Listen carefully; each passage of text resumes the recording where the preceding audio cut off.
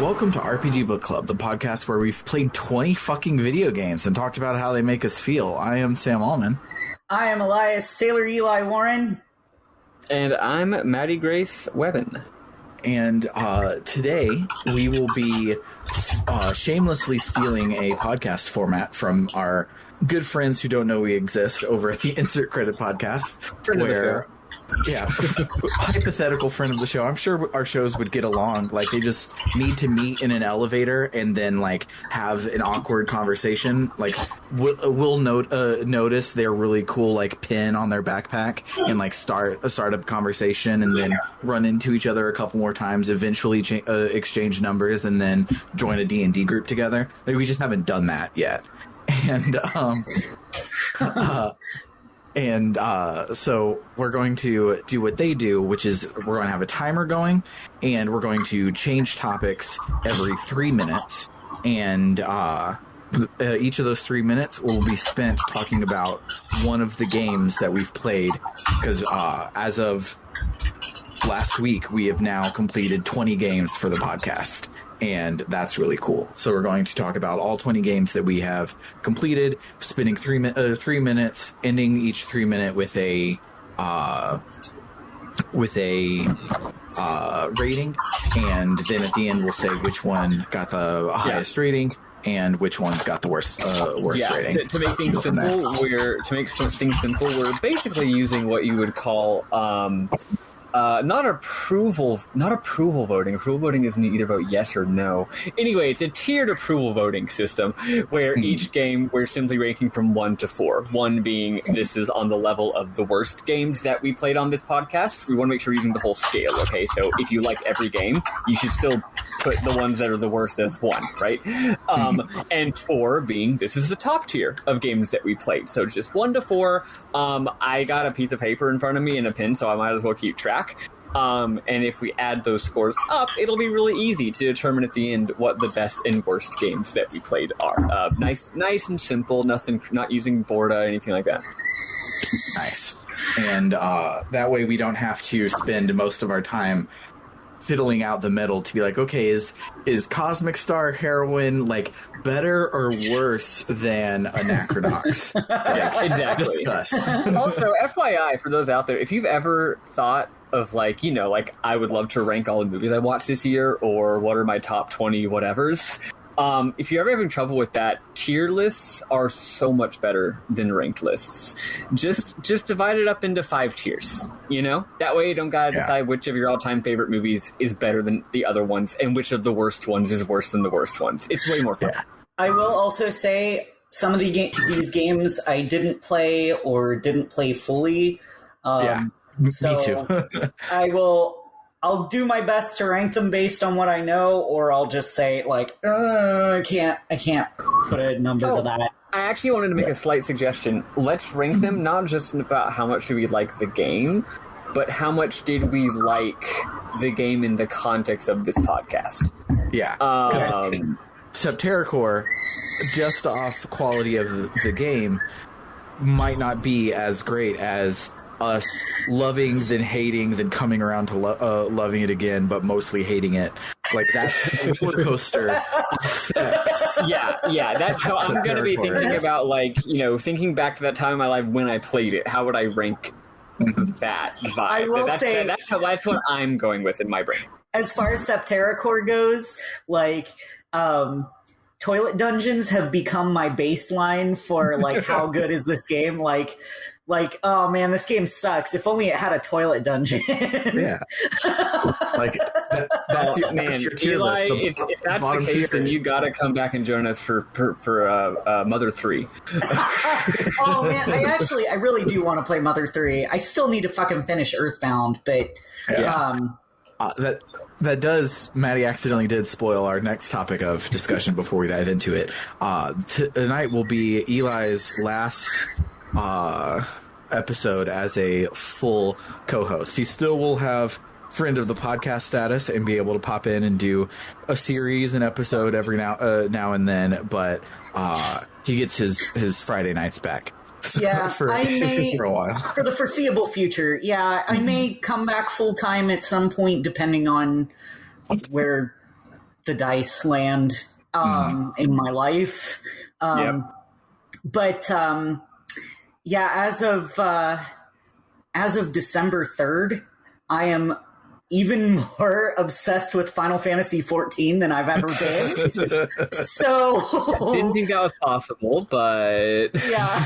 So I don't know how much time I'm going to be able to free up. Like, I'm running this fight club. I'm going to be performing. I'm doing lots of RP. I'm playing a fuck ton of this game. Like, I have never no-lifed a game to the extent that I have been no-lifing Final Fantasy right now.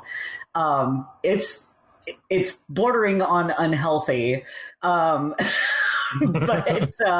it's real good. It's real good. Yeah. But don't play it. Please don't play it. Because the queue times are atrocious, and I want those to go down. So don't actually play critically acclaimed right now. Final Fantasy 14 sucks, and you should never play it. Do not play it until you hear further. Like, those of us playing the game are just saying, no, it actually sucks. Don't play it. It's It's just no reason to until further notice. Man, I love Final Fantasy 14. Hope I can play it someday. Really, I'm taking one for the team by not playing it. Yeah. It especially sucks for me because Final Fantasy 14 was my, I woke up an hour early, let me hop in and do like 30 minutes of Final Fantasy before I start my day. Start off on a good note. That would all be queue time right now. And I would log in, I would be like, all right, I accomplished it. I'm going home. First thing in the morning, you should be able to get in pretty quickly. There is like a 20 to 40 person queue, but like that's not bad. Up until noon, you're usually good to log in for a while without too much of a wait. It's starting around noon and going until about midnight. You basically can't log in for like a couple hours. I spent 2.5 hours in queue yesterday because holy fucking moly. I got off work. I started logging in immediately, and I was stuck in a queue of like 3,000 people. It was ridiculous. And on top of that, they've been having problems where you can get disconnected from the queue because there's so many people ahead of you that the connection goes, timeout. And it just knocks you off. If you can reopen the game fast enough, you can retain your place in the queue. But that doesn't always happen. Yeah. So... yeah, it's rough. Don't play this game that we all love and desperately wish we could play. Please don't play it. Yeah. Fun fact that none of y'all care about, but I'm subjecting you to it anyway.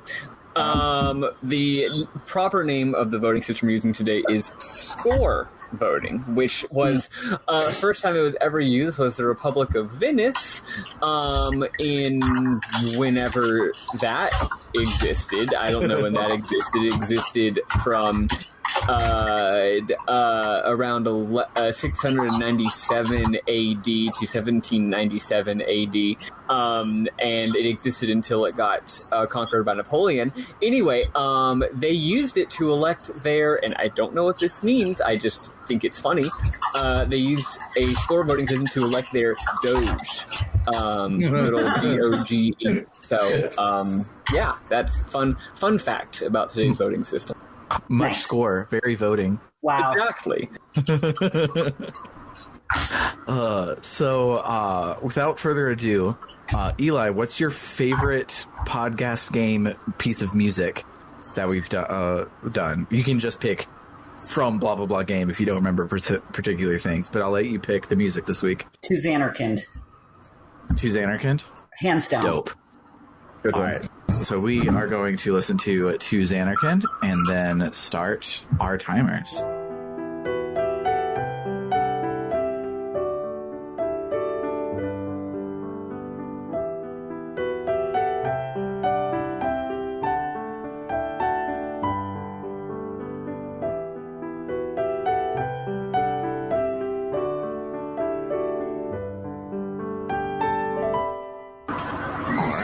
I do not have fancy smancy stream deck to going through my mic, so I will not be able to play the buzzer. I will just wrap us up when the 3 minutes is over. Cool. So All right. Going in order, our first game we get to talk about for 3 minutes is... Oh, excuse me. That's really gross. Good Lord. Oh, nasty. Are you okay? Are you going to be all right? Yeah. Ugh. It was like baloney burps. It was gross. Ew. Yeah. It's nasty. Don't do that. Anywho. So yeah, the first game we're going to be discussing is to be disgusting because of my burp. The first game we're going to be discussing is Persona 3, and our time starts now. So I'll give it a 3. That's your score? Yeah. I think it was a good game mostly. I did get frustrated by the mechanics a lot. I did end up having to cheat to beat it. Which, I mean, to be fair, I cheated to set the pattern. Yeah, it really did. It really did. Set the mood for the tone for my entire tenure at the RPG Book Club. Cheat to win. But I really liked the music. I thought the story was interesting. Very different from any other RPG that I had played up until that point. In the way the mechanics worked and with all the, I don't remember what the things are called that you summon. Personas? The personas? Yes, those. Good Lord. Sorry, I thought there was some other special name for it, and my brain just died a little. I'm wasting our 3 minutes. It's all good. I thought it was an interesting game. Operation Babe Hunt, while it was bad, did give me a great opportunity to also set the tone for me hating games. Yeah, I think, like, I love it because all of us every week played 8 hours of the game. Can you imagine playing 8 hours of the game for the podcast this year? Yeah, so I'm also giving this game a 3. It's a fantastic game. We all know Persona 3 is an absolute classic. It's probably the best Persona game. But I'm still giving it a 3, not a 4, because holy shit, we have to play a lot each week. Yeah. And also, it's so far in the mists of the past. It occupies such a strange place in terms of ennui. Like, whenever I started playing this game, I had just moved to a new state, was living with a fiance, and the CRT was like on the floor, and I was like playing it on a mattress. Like, it was such a bizarre time in my life that I can hardly even think about it. But yeah, a lot of things have happened since then. Holy cow. 3 points for me. Yeah, I'm also going to give it a 3 because I love the game. I still think about it frequently, which isn't a thing that normally happens, and I love that it had Operation Babe Hunt in it, because that episode is when I knew our podcast was something special, and we could take something that happened, talk about it, be real about it, respond to it, and go off for 2 hours about it, and that owns, and I loved it. So our second game is Rogue Galaxy. 1. No question. I hated that game.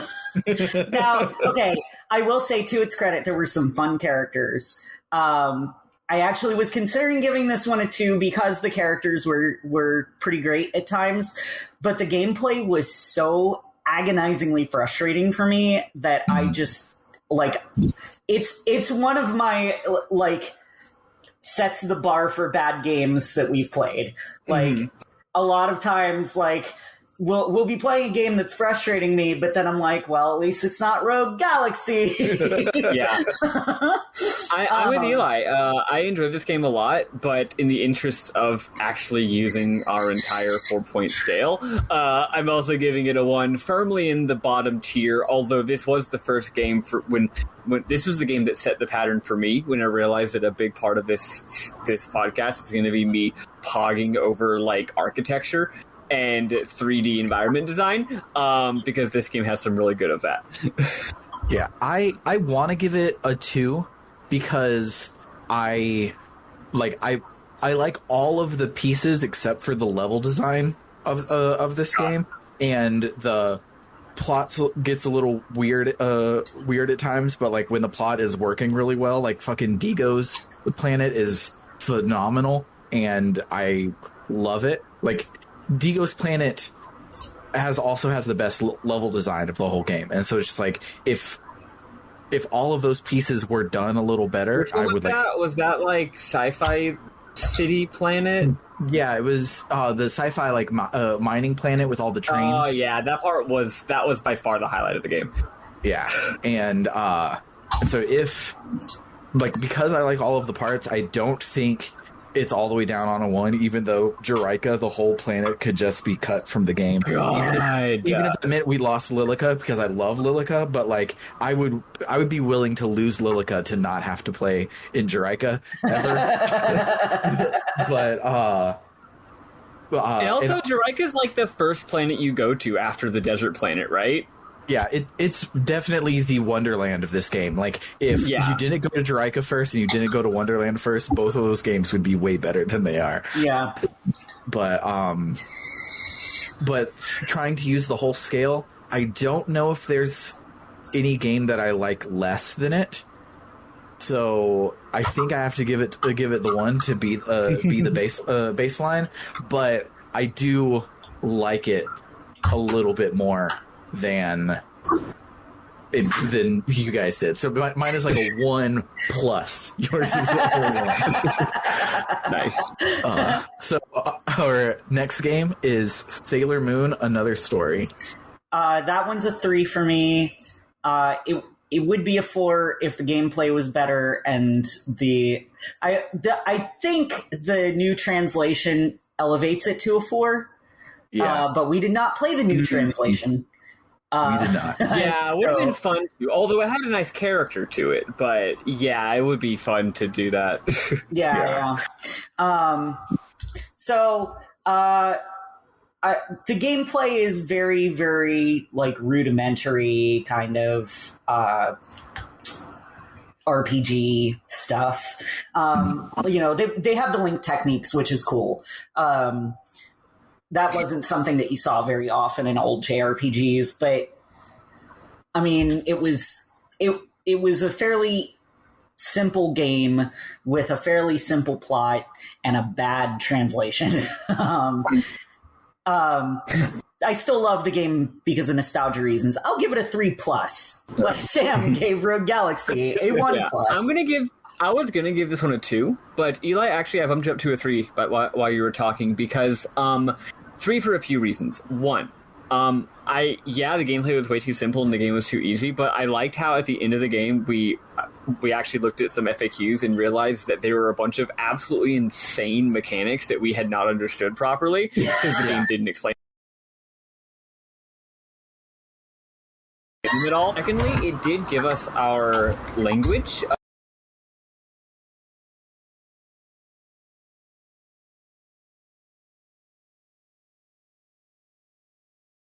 of referring Moonhead. Really loved hearing the two of y'all, especially Eli, but also Sam, tell me all of the insane shit that happens in that fucking manga and anime.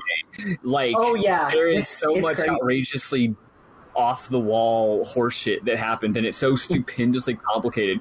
So hearing you be like, oh yeah, this character is actually this character, but time travel, and then blah-de-blah-de-blah, and then they merged and formed this one, and then this happened. I'm just like, I have no idea what the hell's going on, and it's great. So that experience for me is a solid 3. Yeah, I think I'm going to give it a 2, just because the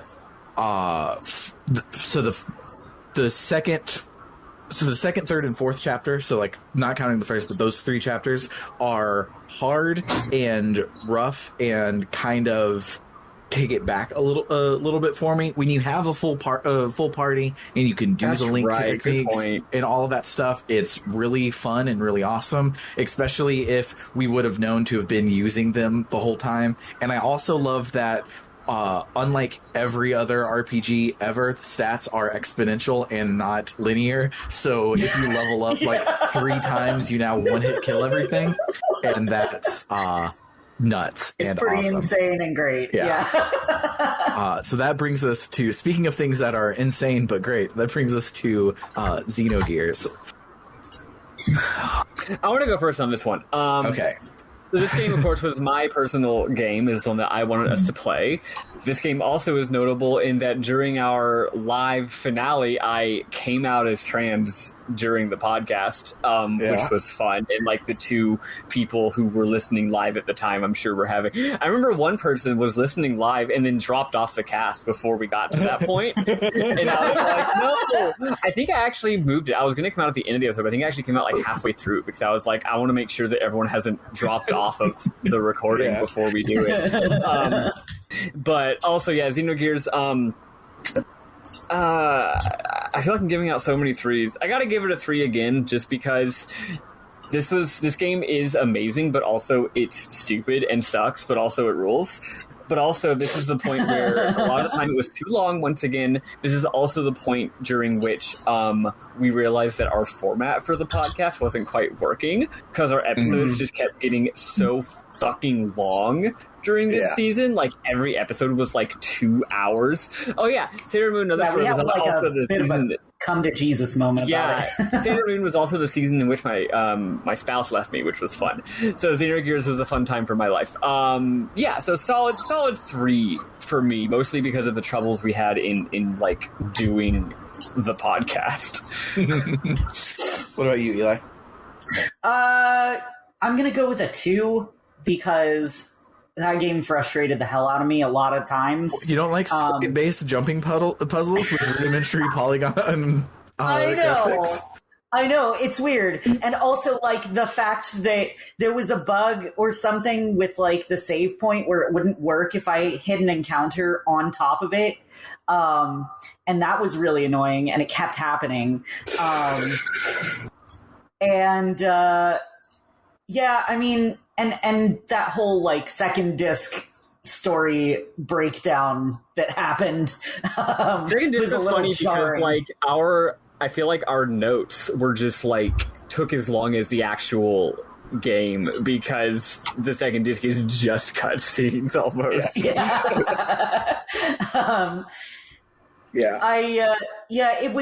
It was okay. It was by no means the worst game that we played, and there were some really good points. But for the most part, it just wasn't a game for me. Yeah, I am going to give it a 3. I think that the game is a masterpiece, and it's a masterpiece because it's flawed, and those flaws bring it down to a 3 to make it, because it is super frustrating, and the second disc doesn't really exist. And also, my Raspberry Pi crashed when I was marathoning to catch up, and I lost like 15 hours of gameplay. So the last disc, I didn't even get to play what little gameplay there was. So. I think that it's great, but I think that it is definitely a 3 for me. Nice. Our next game is Legend of Dragoon. What do you guys think about this one? I give it a 4, honestly. I thought it was an incredible game. I mean, voice acting issues aside, Yeah. like, this cannot be, will always stick with me. So, I mean, like, that's not entirely a bad thing. Yeah.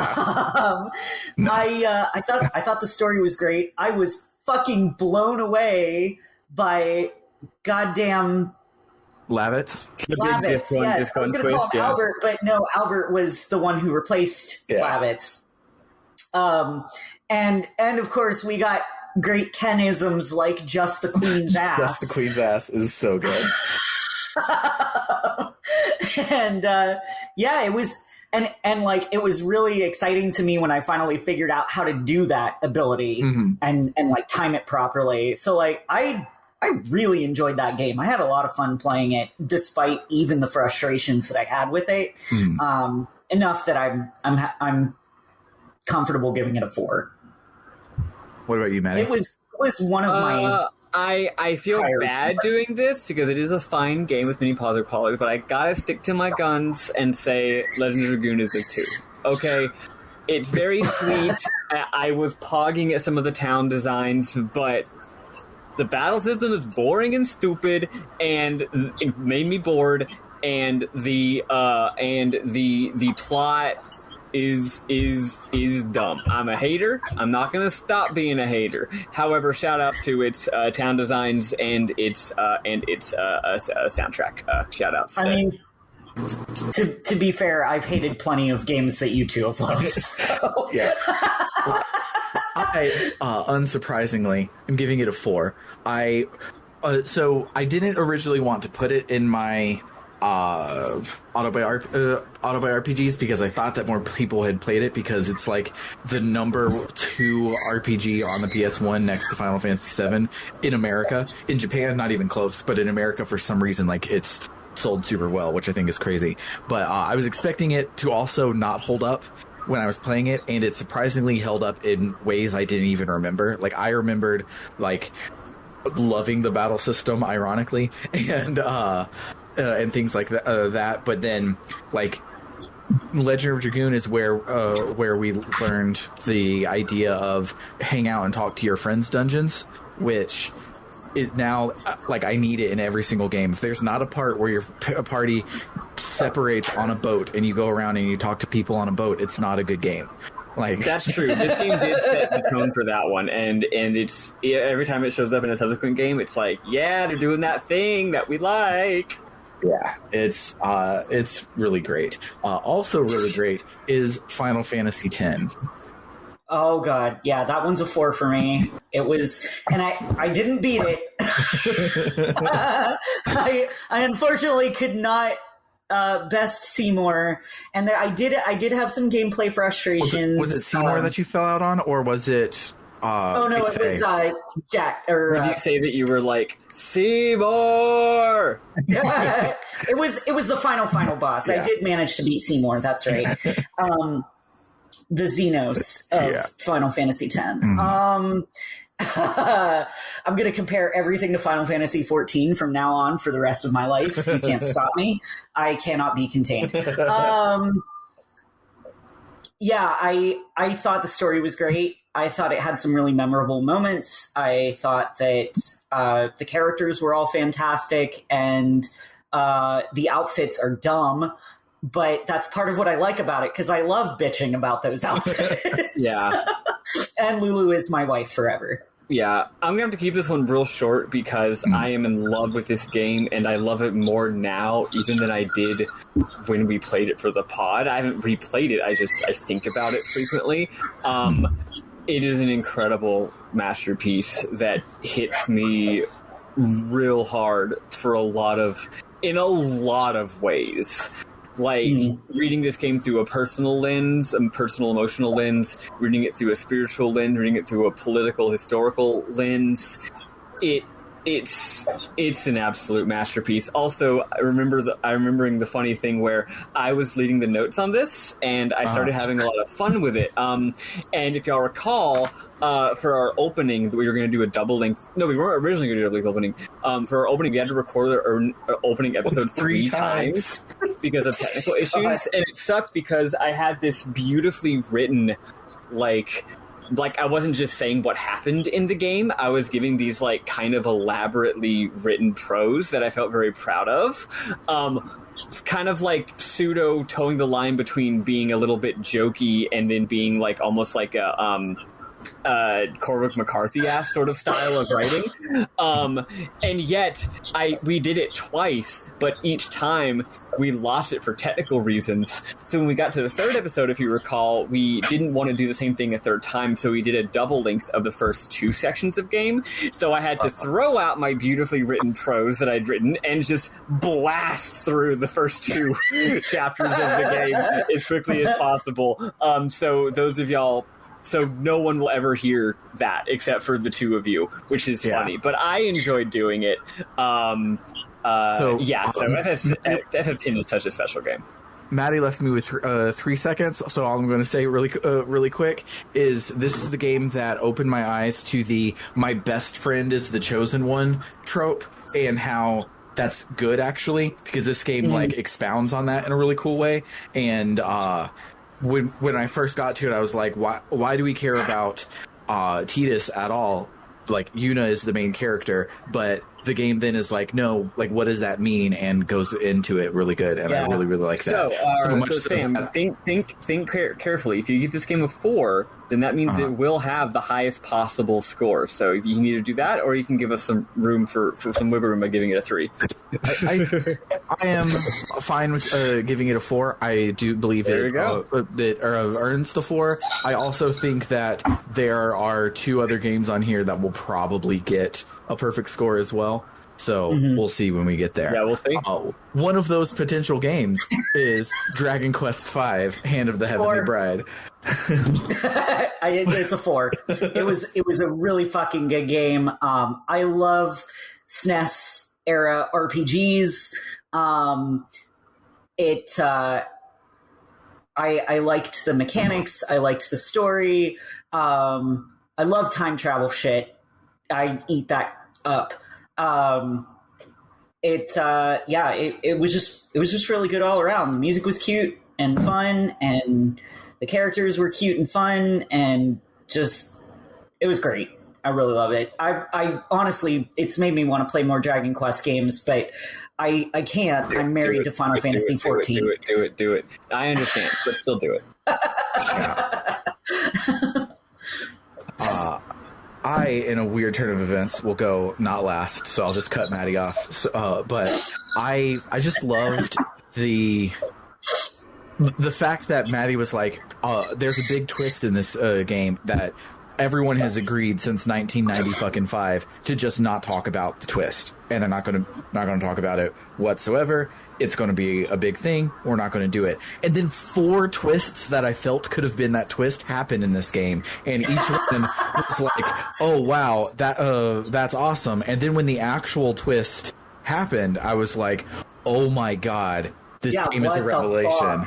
And it was super cool. And the fact that, like, I could have a end of disc 1 of Final Fantasy VII experience with something that had not been, like, absorbed out into the ether. Like, when I played Final Fantasy VII, I knew what happened at the end of disc 1, so I wasn't surprised by it when it happened, but I was able to do that with this game, which I thought was really cool.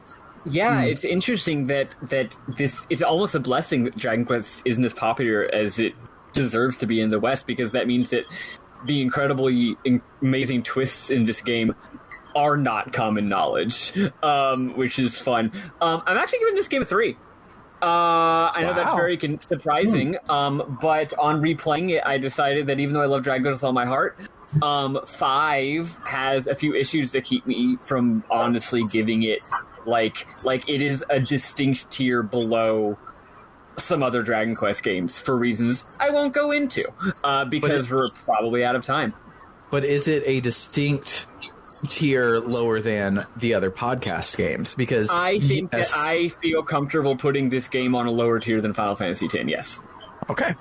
Cool. Fair enough. Interesting. We have 10 extra seconds, so Gudian, the Slime Knight, is best character in Dragon Quest history. He's very good. Don't ask. Wait, hold on. No, I'm sorry. What's her name? The third wife who sucks is the best. Is that her name? Yeah. Yeah, it was great. She sucks. Loved her. Okay.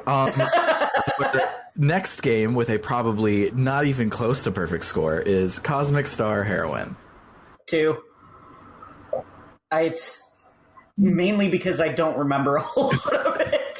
Like, it just was not a memorable game to me. I believe all 3 of us agreed that our big complaint was that the plot was just fluffy silliness, and it would have been fun if it would take itself goddamn seriously for a second. Yeah.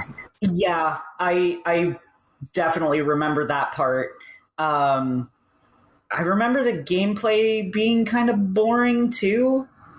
It didn't feel very revolutionary or anything. I really liked the battle system. I just wish they would have made it a card-based system, because it was already really close, and if they would have done that, the battle system would have been even better. I also like that there's no RNG in it. Like, it is what it is, which I thought was really cool. And the battle theme is the best battle theme in any of the games that we've played. It was a good battle theme. That's true. I love the crap out of it. So I still think it's a 2. I think it's. I don't think I would like it more than Sailor Moon, but it does have some cool gameplay and musical things. I would like Zeboyd Games to care about what they're doing and make a game and own up to it. And they haven't done that yet because their follow-up to this game was another fucking Cthulhu game about Christmas. So one of these days, it'll happen. I'm torn. I've been oscillating between 2 and 3. The battle system is legitimately excellent, and you've got to give it a lot of... the formalist in me especially wants to give it so much credit. Maybe I just don't remember enough about it. But I think Sam has convinced me that my spiritual opposition to Zeboyd's entire fucking ethos prevents me from giving it more than a 2. It's like y'all, just make something. Be confident, man. It makes me sad. It's like it comes off as insecurity. It's like you need to believe in yourself and try to make a good game, and don't. I think this is the metaphor that Sam used. It's like when someone is like trying to. It's like when like a nerdy, stereotypical like nerdy boy is trying to talk to a girl, and they keep like trying to make like self-deprecating jokes because they're insecure. It's like, buddy, just be yourself, right? Like, I'm just like, this game has such a fucking rock hard battle system, and also some cool world design ideas and good graphics and music. Like, and the fucking giant robot dungeon. The giant robot dungeon was fucking amazing. Please just pretend? If you're not going to try and convince me to care about the game, then I'm not going to care about the game. So yeah, I got to give it a 2 for spiritual reasons. Maybe that's why I don't remember it, because it just couldn't convince me to care. The game is constantly telling you, oh, we're just having fun here. Don't worry too much about it. And I'm like, well, okay, if you're telling me that, then sure. Yeah. So that leads us into our next game, which is Lost Odyssey for the Xbox 360 video game console. So this was a point in time where I started having a lot of bullshit coming up in my life, and I didn't finish the game, and I didn't even play it in the first place. I was just watching it on YouTube. The first of many dramatic events that happened in my life over the last 4 or 5 years. Yeah, however long we've been fucking doing this. We've all been on a journey. Yeah, no shit. Yeah. I didn't even finish watching that one. Yeah. But the thing about implosions, Eli. yeah. Stop. Don't ever talk to me or my son again. My son being Jansen in this case. I love him. He's great. So good. Just such an amazing character. I'm gonna give it a 3 because I did enjoy what I experienced of it, and Jansen is one of my top tier characters from the games that we've played. Yeah. Oh, what about you, Maddy? I'm torn between 3 and 4. I do love the game. I think I'm going to give our experience of playing it a 3, because I think we all had a lot of trouble actually playing the damn thing, and also we didn't do any of the stories. Now look, I get why. I didn't do them either. I'm equally guilty.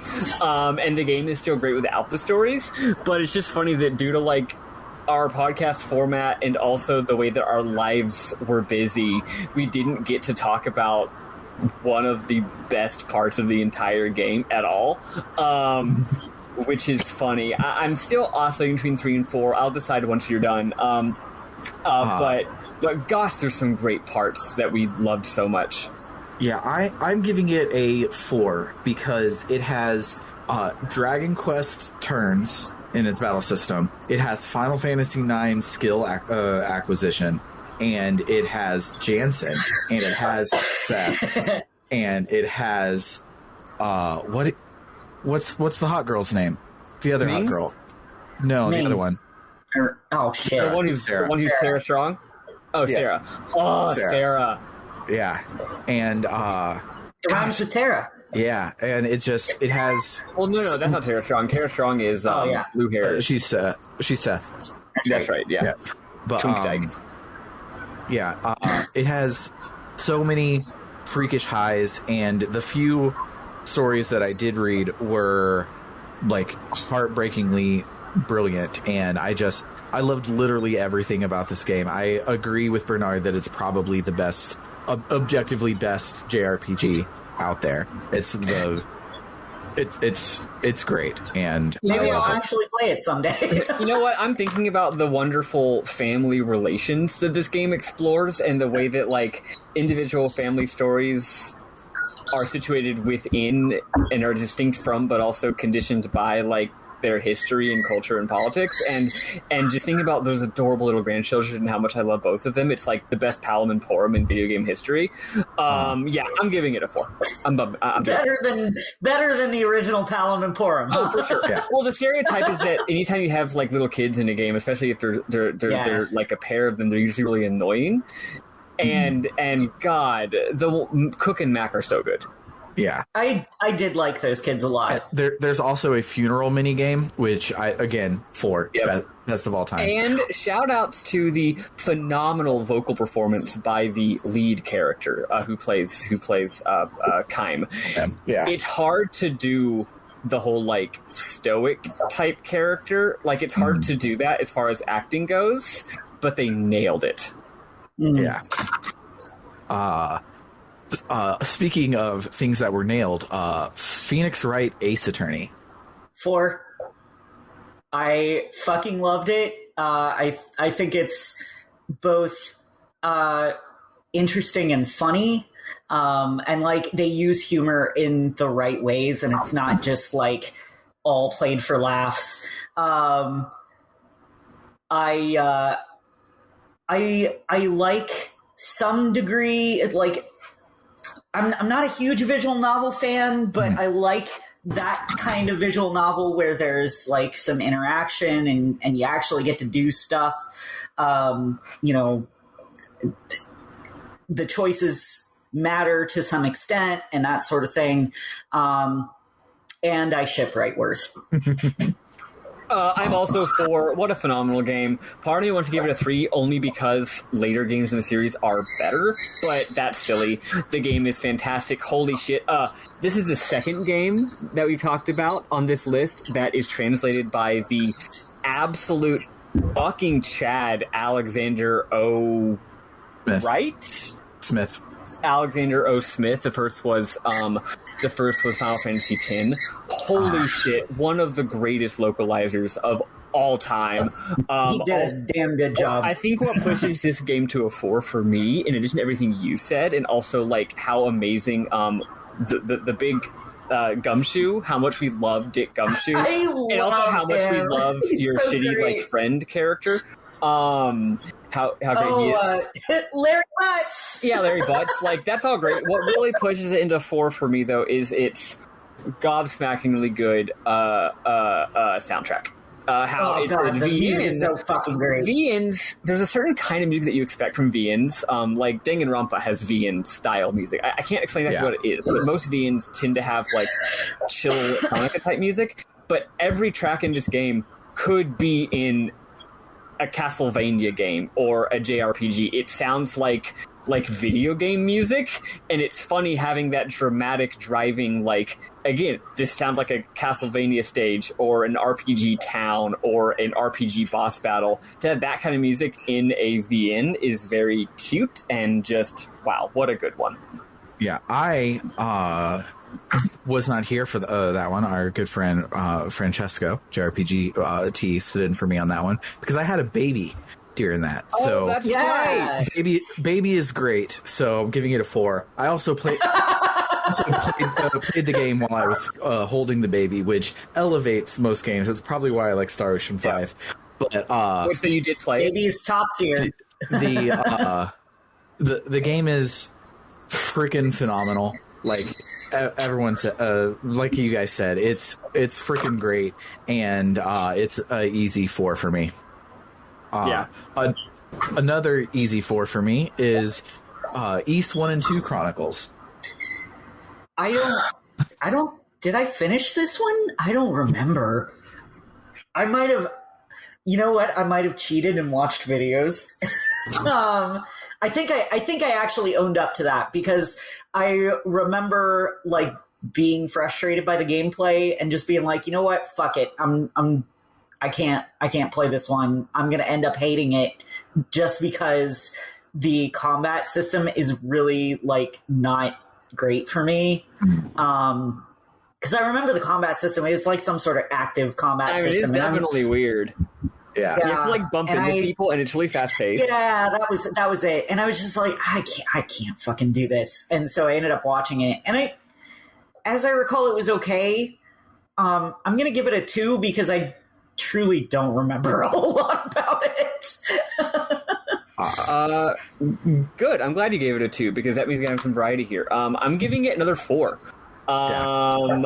It's especially for me because I played a different version than y'all, if you recall, and the comparing of different versions was really cute and fun. That's right. You played the Sega, right? I played the Master System version of the original, then East 2, I had to switch to the East 1 and 2 game, which is a combined one game of both of them for the TurboGrafx CD. Okay. And the graphics and music are phenomenal. Also, the game is...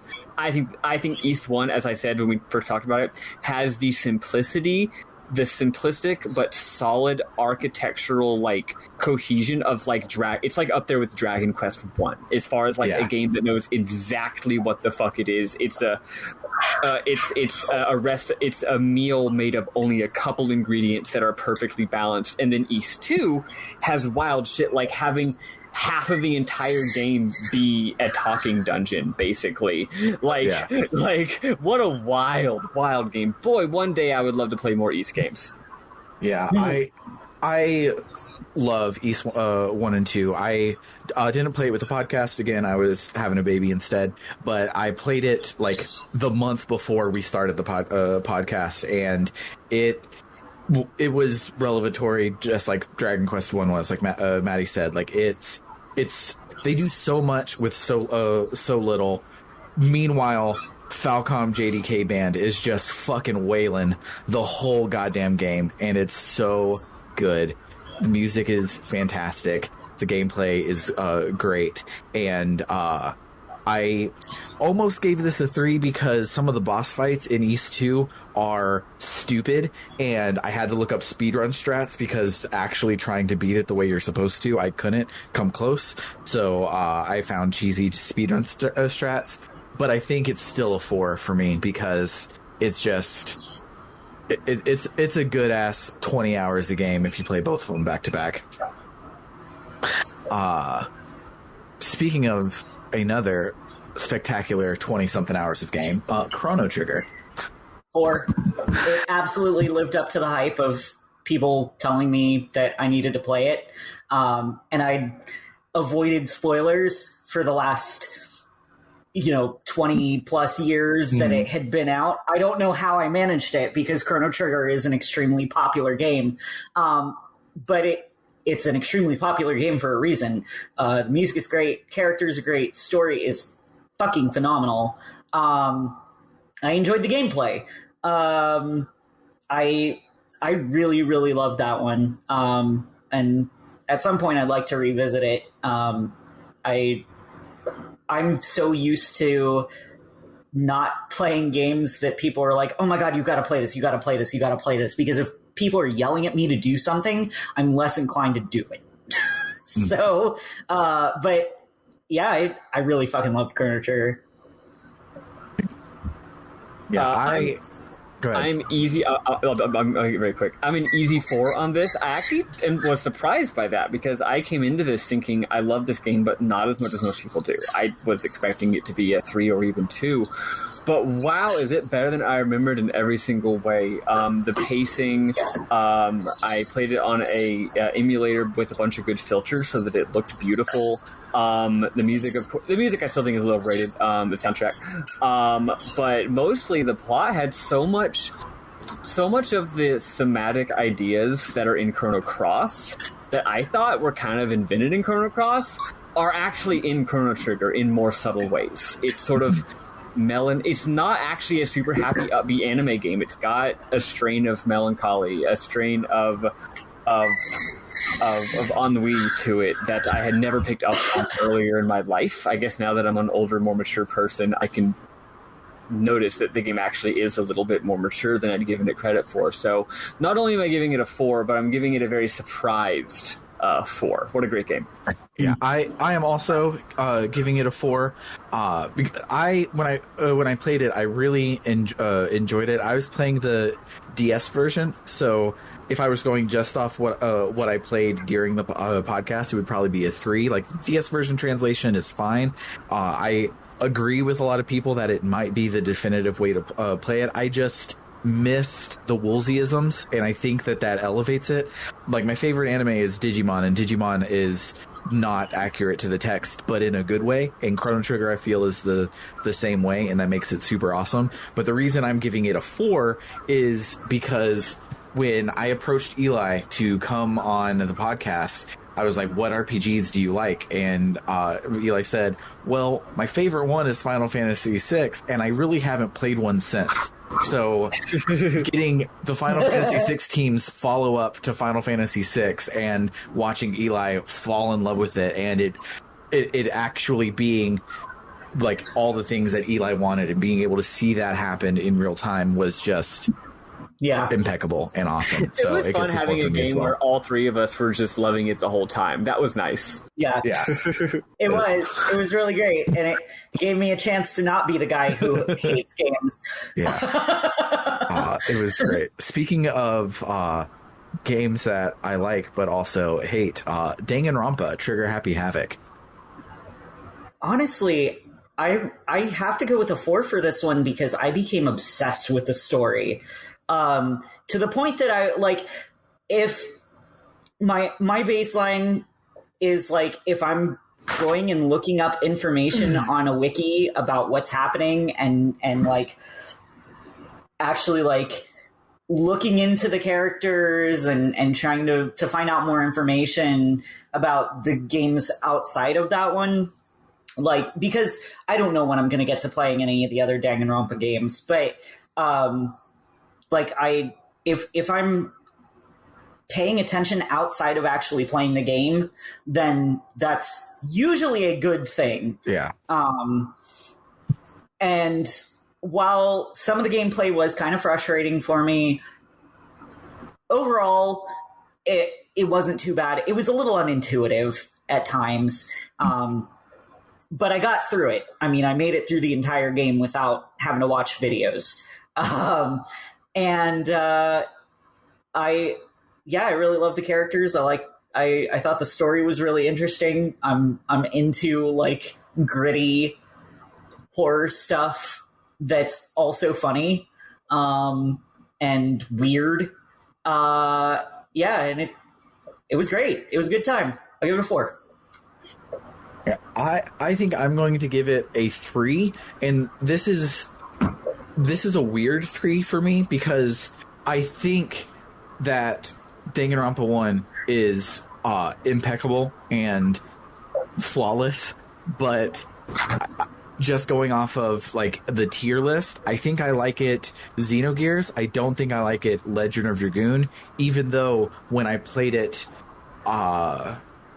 I just played it casually back while we were playing Legend of Dragoon. I was hollering the whole time to Maddy and Bernard about how fucking great it was. And, like, I still think it's a 3, even though I love it. So it's one of those things where it's like, oh, my least favorite Zelda game is still a 10 out of 10. So it's like my least favorite Danganronpa game is a 3 instead of a 4. But that's still amazing. I'm a solid 3 on this one. No particular issue with it. It's just the game rules overall, but I think it's got a billion little things that just make it not quite there for me. Things that we discussed during the season. That's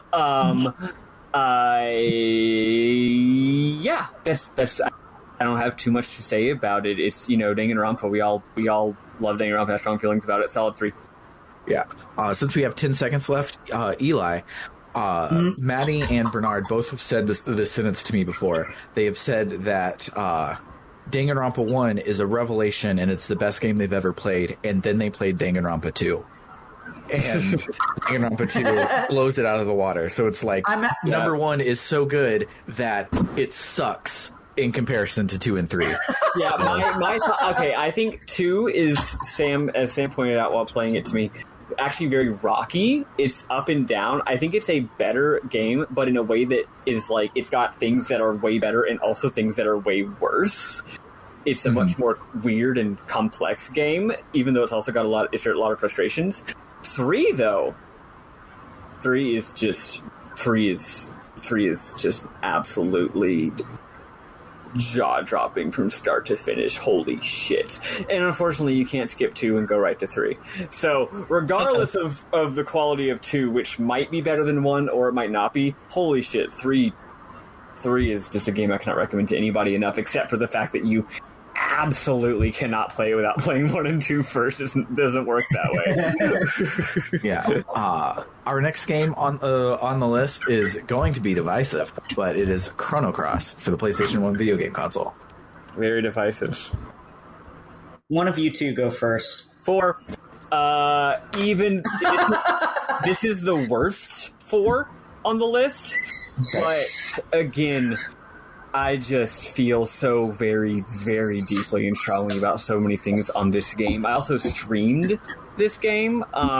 This was the first game on the list that I played as a Twitch streamer. And that was really, really fun. I had a really good time making up nicknames and doing that whole thing, learning about like streaming and stuff with people. I did a special thing for the finale where I wrote things and expressed my feelings in some deep ways. I connected very significantly with this game. Also, this game reflected the times we were in. We played this game during the I think one of the deepest, darkest portions of like, we're really in pandemic times, you know? And the game's vibes, I think, reflected that in many ways. Again, I connected strongly with it as far as like I think playing Chrono Cross was one of the essential experiences of like the year 2020 for me. I may not necessarily give it a 4 if we played it in 2019 or 2021. But I mean, I just made a Twitter thread about this game like 3 weeks ago because I was just thinking about it. Yeah, that's me. Yeah, I am going to give it a 3 because, like, I think it's similar to Xeno Gears. I liked a lot of it, but I had a lot of problems with it, and my I was going to even give it a 2 because they're like, I have a whole lot of problems with it. The whole time we were playing, I kind of was I'm not mad, I'm disappointed in like how they laid out the plot things, and they could have just made it more of a sequel to Chrono Trigger nominally early on to then make all of the great like the last half of this game is phenomenal, and the first half kind of it spins its wheels a little, and it definitely does. And I like the parts that I loved and the parts that I didn't love kind of were conflicting enough to give it a 2, but this game was the joke that I had thought of when we got to Final Fantasy X. We should do Final Fantasy X and then Chrono Trigger so that we can do a sequels that nobody likes as much as the originals block and do Chrono Cross versus X2, and that was great. I'm torn. This is the reason why I said you two should go first, because I can't decide between a 2 or a 3.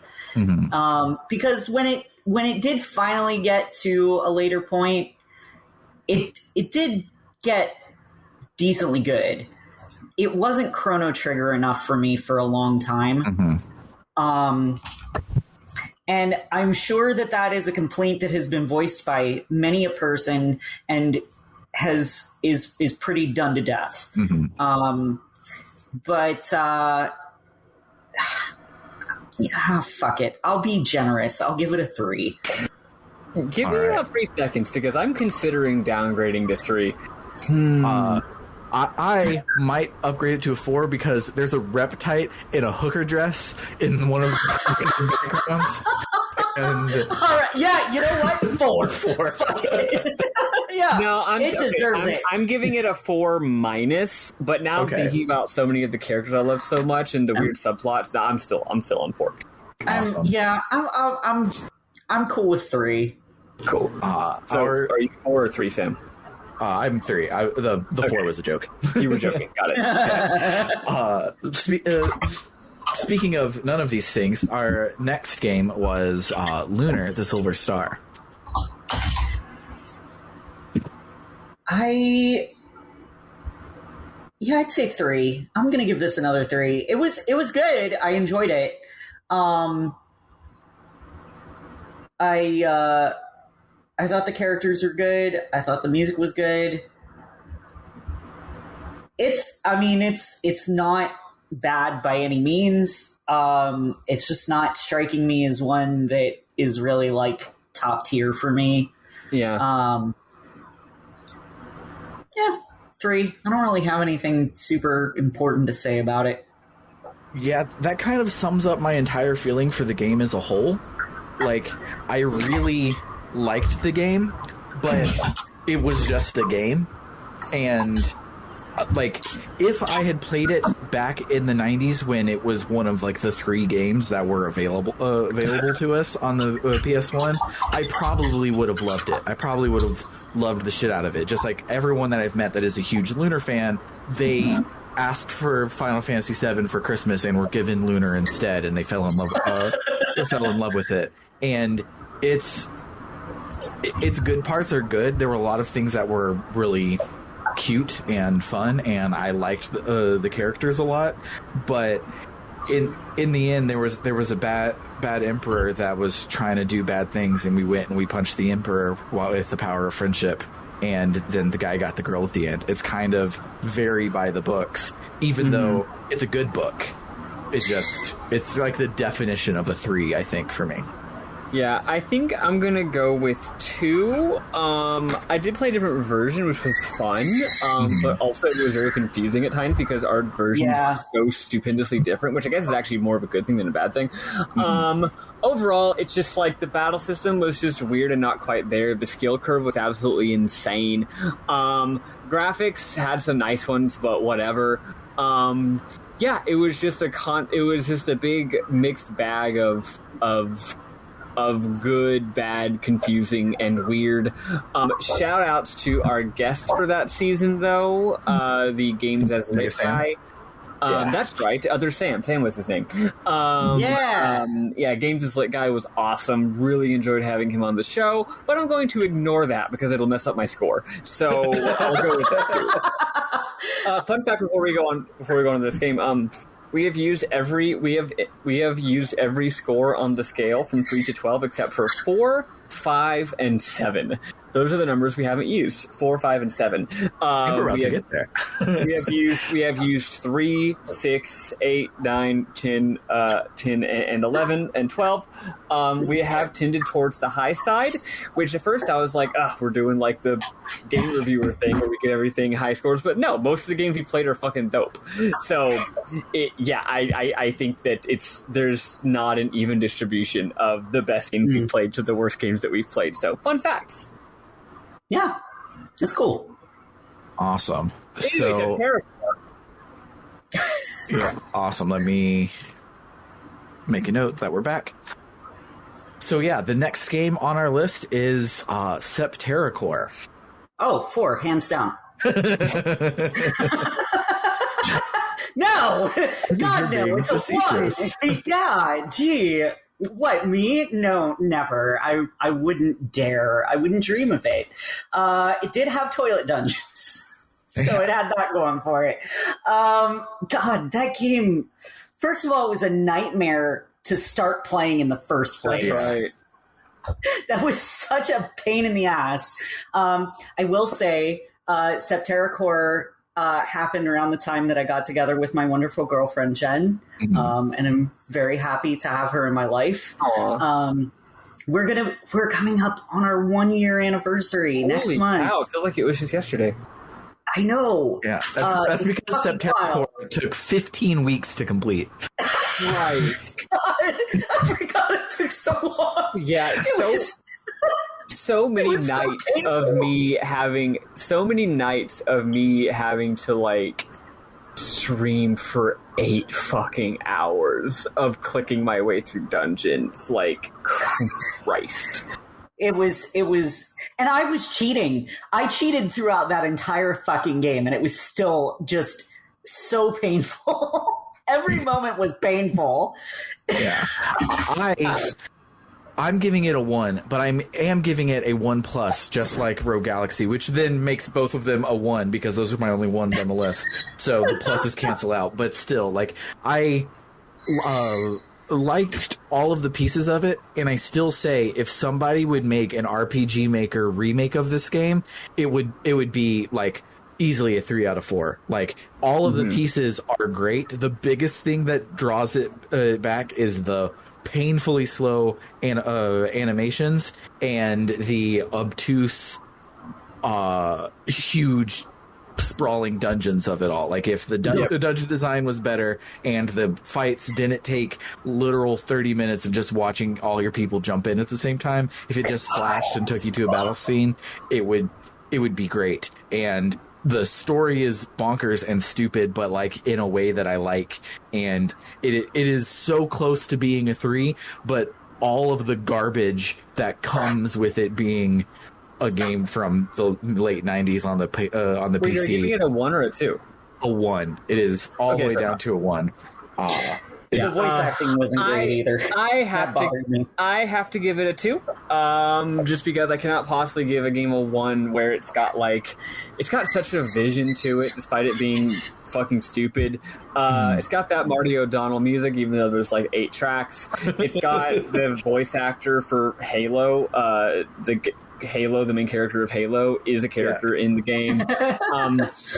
I had some good time streaming it. The long, outrageously stretched out dungeons gave me adequate time to chat with my streamers, including, I'm not going to give shout outs, but including one that I haven't messaged in a really long time, and I feel bad, and I might go message them right now, actually.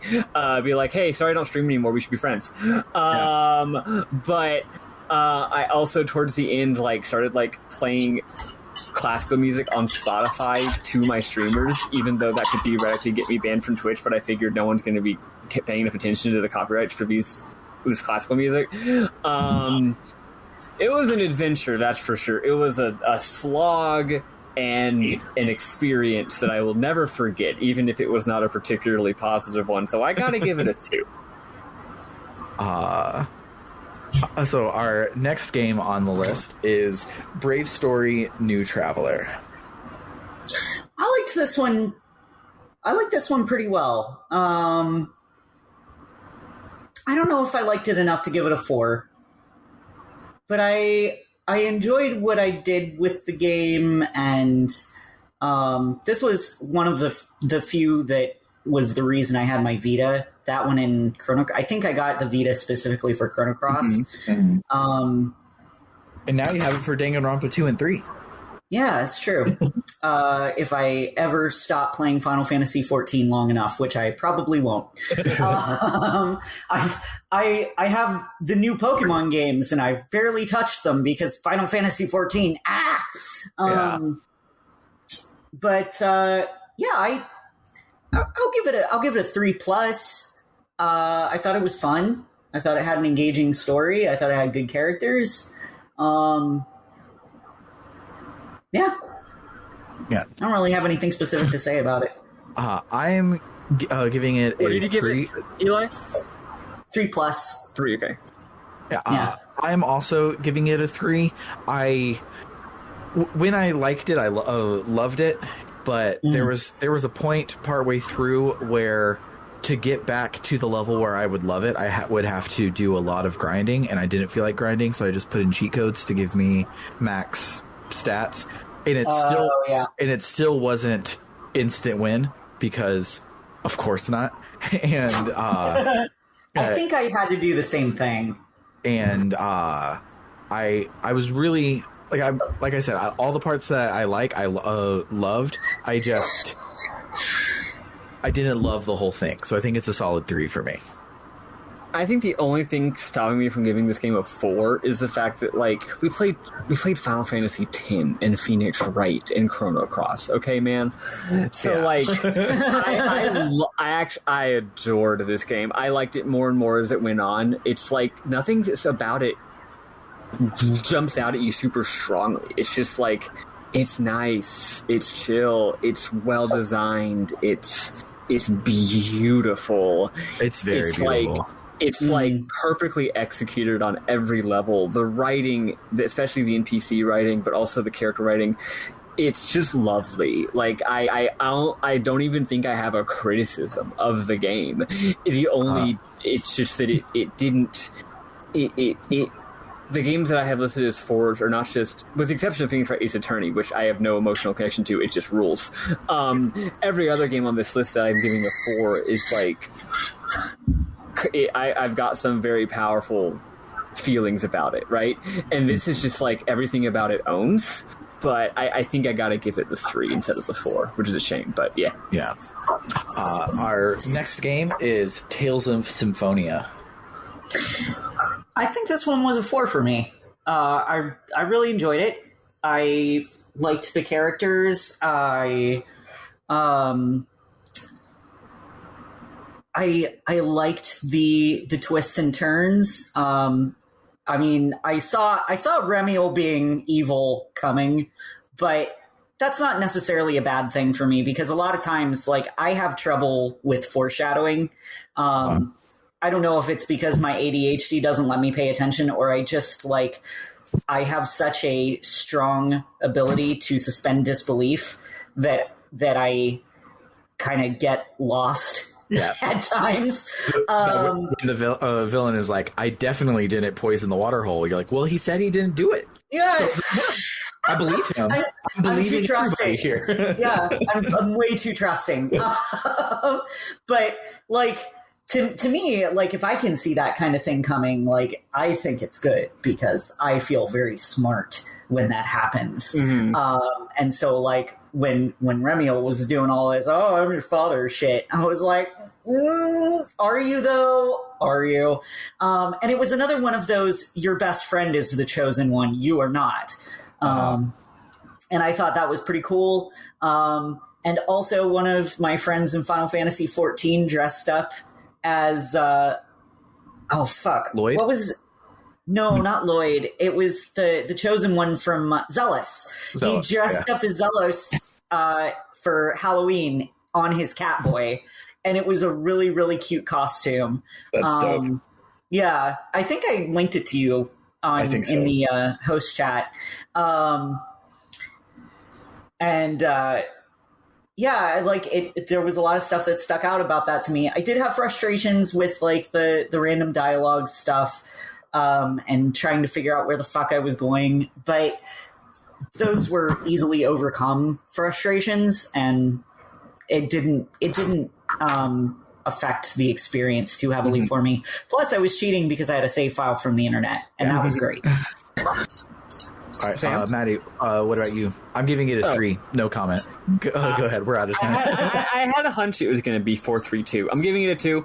I like so many things about it, but it's just a mess. It's just a mess. Sometimes it's a mess in a good way. I love the section, that first half, that section that was super, super duper open-ended. It was so complexly put together that I loved.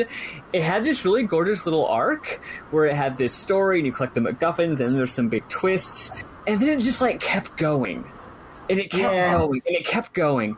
And by the end, I was like, what is the structure of this game? What is the arc? What is the plot? What are the themes? I just don't know. The whole game was just a big question mark for me in terms of understanding what the hell it's doing. So it was almost like it was undercutting itself at every moment. Like, it did seem to meander a bit. Yeah. So I like so many things about it. And the battle system was the same thing. It's like, I can see what the ingredients are here, but they're not coming together. And Sam explaining so many things about, like, how it differs from other games in the series makes it click more. We're like, yeah, they were just... It's the same recipe, but they weren't executing it as well as they have in other games in the series, which helped me understand more of what I was experiencing. Yeah, I don't know. Good effort, everybody. But I gotta give this one a 2. Yeah. Speaking of good effort, Anachronox. So the first half of Anachronox, I think, is a solid 3, maybe even potentially a 4. But they Boy, did it lose the plot apparently. Or rather, it never found the plot. Yeah. Yeah, like all the setup for the plot is great. So like all the episodes that Eli was here for, so Eli's score is probably going to be higher than everything else. But all the things that Eli were here for was great, and then nothing else happened for the rest of the game, and it just wasted our fucking time. And it brought it similarly to Cosmic Star Heroine, it like stopped having like faith in itself to make 3 jokey dungeons in a row. And I'm just like, I if you would have cut the jokey dungeons out and finished the plot, because it ends on a cliffhanger that they've never resolved, if they would have just, instead of doing jokes, finished the plot, it would have been an easy 3, but it is a 2 for me. It's a 3 for me. I liked what I played. Yes, we did it. We used number 7. Now we 2, 2, 3.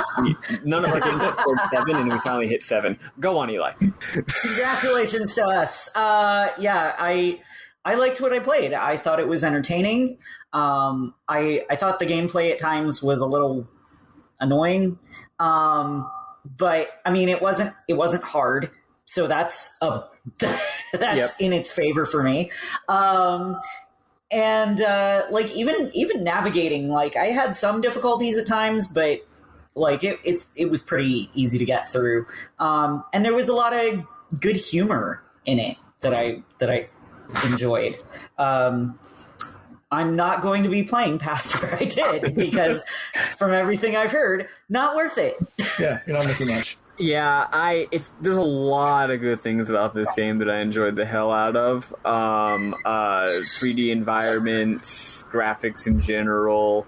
It would have been better if it was just an adventure game, as we've discussed many times. Mm-hmm.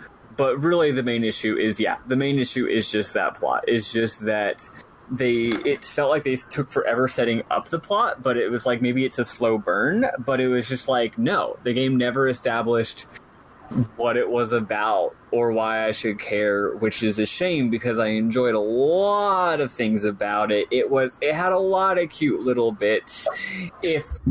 Like Sam said, if they just finished the plot, or even better, if it had been a game that was literally twice as if it twice as long. Like Dragon Quest VII, for example, is a game which is mostly self-contained episodes that have nothing to do with the broader plot. But it all comes together into a beautiful whole. And this game, okay, the episodes aren't as good as the ones in Dragon Quest VII. They don't have thematic or emotional weight to them. But still, they're cute and they're fun. If the game had been twice as long and all the little episodic bullshit had eventually gave way to an actual plot, then I probably would have loved it, and even retroactively loved the bullshit meandering, because eventually it goes somewhere. But given that it's just the bullshit meandering, it's just like, all right, man. Anyway, 2. Yeah. This last one's going to be weird because neither of you played it. So the last game is... I played enough to give it a 1. Yeah, Eli hates it. Yeah. Is there a number lower than 1? Yeah. So I am going to... So Anachronox would be a 3, but was brought down to a 2 for the last half of it. Blue Reflection, for me, would have been a 4, but it's a 3 because they start off with the worst Operation Babe Hunt in history, almost. I'm sure there's probably worse in like actual pervy on Front Street games instead of this was pervy as an afterthought. This game didn't have the pervy bits. It would be a 4, hands down. Like once we got past that part and I was just playing it, I was enjoying the shit out of the game. But you can't ignore the naked underage girls touching each other's boobs in the locker room that happens in the first 3 hours of gameplay. Like you can't get around that. Shit's gross. If you manage to get around that, the rest, like all of the meat of the game is great, and I really love it. And it feels a lot like Precure, which I'm obsessed with. it just Precure is wholesome, and this game is not, and that definitely brings it down. And I hammered that home a lot every episode about how it's a big disappointment because of its garbage at the beginning. So Sam's giving it a 3 for the aforementioned reasons. Eli's giving it a 1 because he hated it. I didn't even play it on purpose because I was taking my little sabbatical. Thank God, in retrospect. Very well timed. Yeah, I'm going to give it a 1 because if I give it a 1, that means it totals 5, which is the only score we hadn't used yet. That's literally the only reason I'm giving it a 1, is because now we've assigned every possible number. Good job, everybody. we did it.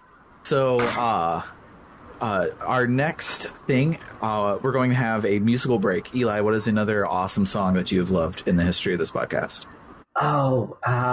Shit. Hold on, I gotta think back to all the music that we've listened to. You can also just pick a game, and I'll pick my favorite from the game soundtrack.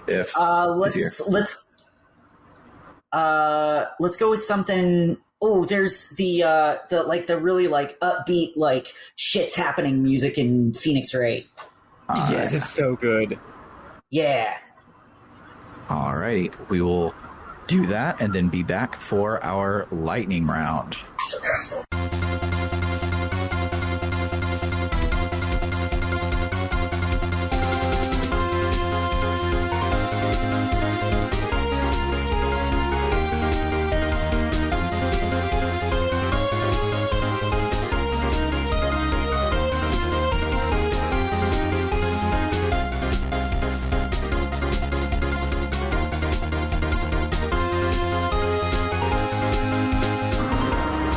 How does this work? All right, so our lightning round, we have only 1 minute, and it is a strict 1 minute. Our 3 minutes were not very strict. I let Maddy finish her thoughts a lot.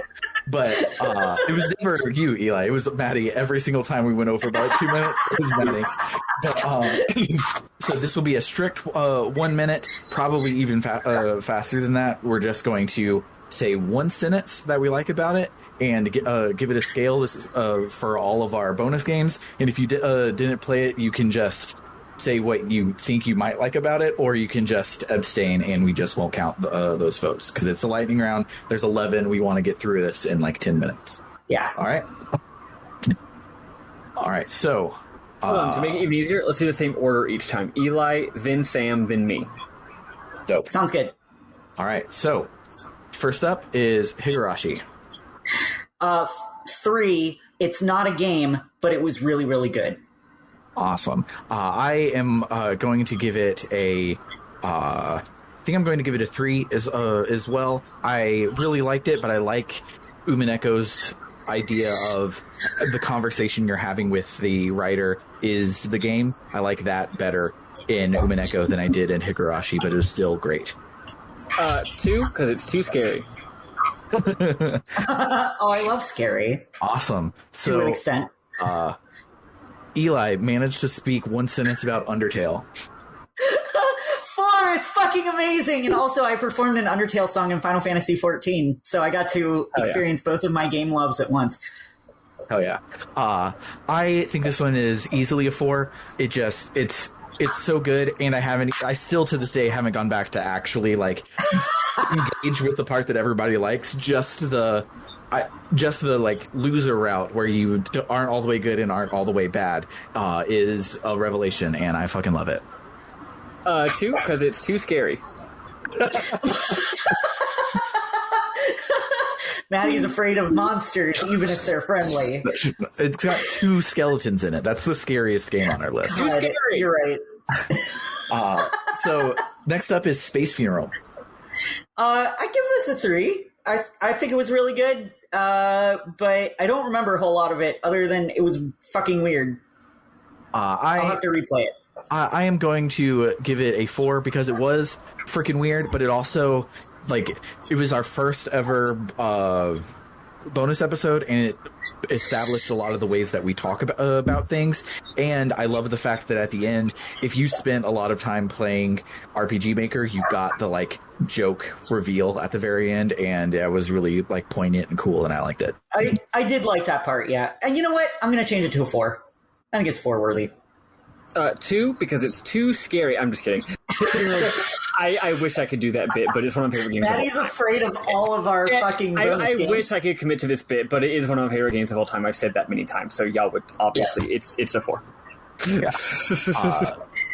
Next one is Dandy Dungeon. These are not in chronological order. These are in the order that I remembered them.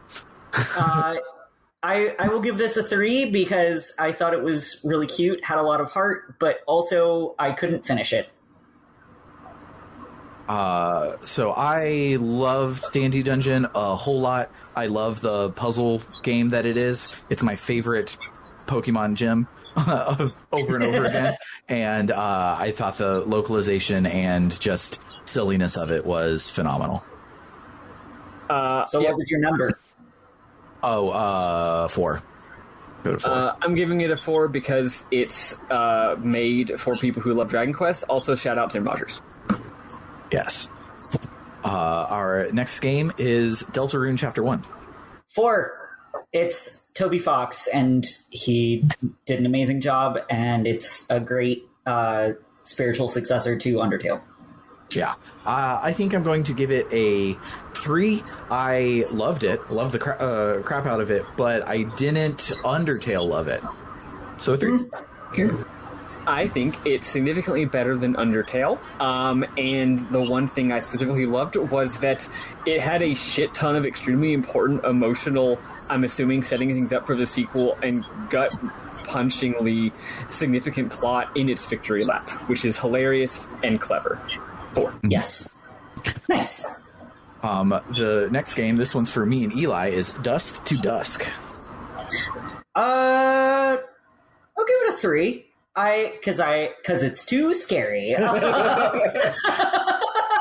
It was great. It was really like creepy in a good way. Yeah, I'm also giving it a 3. Shoutouts to Brittany, the localizer of all the Trails games that people like besides the new one, and she localized this game. And apparently it was her first time doing the translation and editing, and she got real drunk and happy when we said that we loved it on Twitter, which was great. So I loved that. Shout out to Francesco for filling in on that spooky episode. But Japanese RPG Maker horror games is a underloved genre, and they're all good. I didn't play it, but I'm going to give it a 2 because it's too scary. That's why you didn't play it. Yeah. Exactly. All right, the next game is Halo Combat Evolved for the Xbox video game system. I didn't play it. I am going to give it a 4.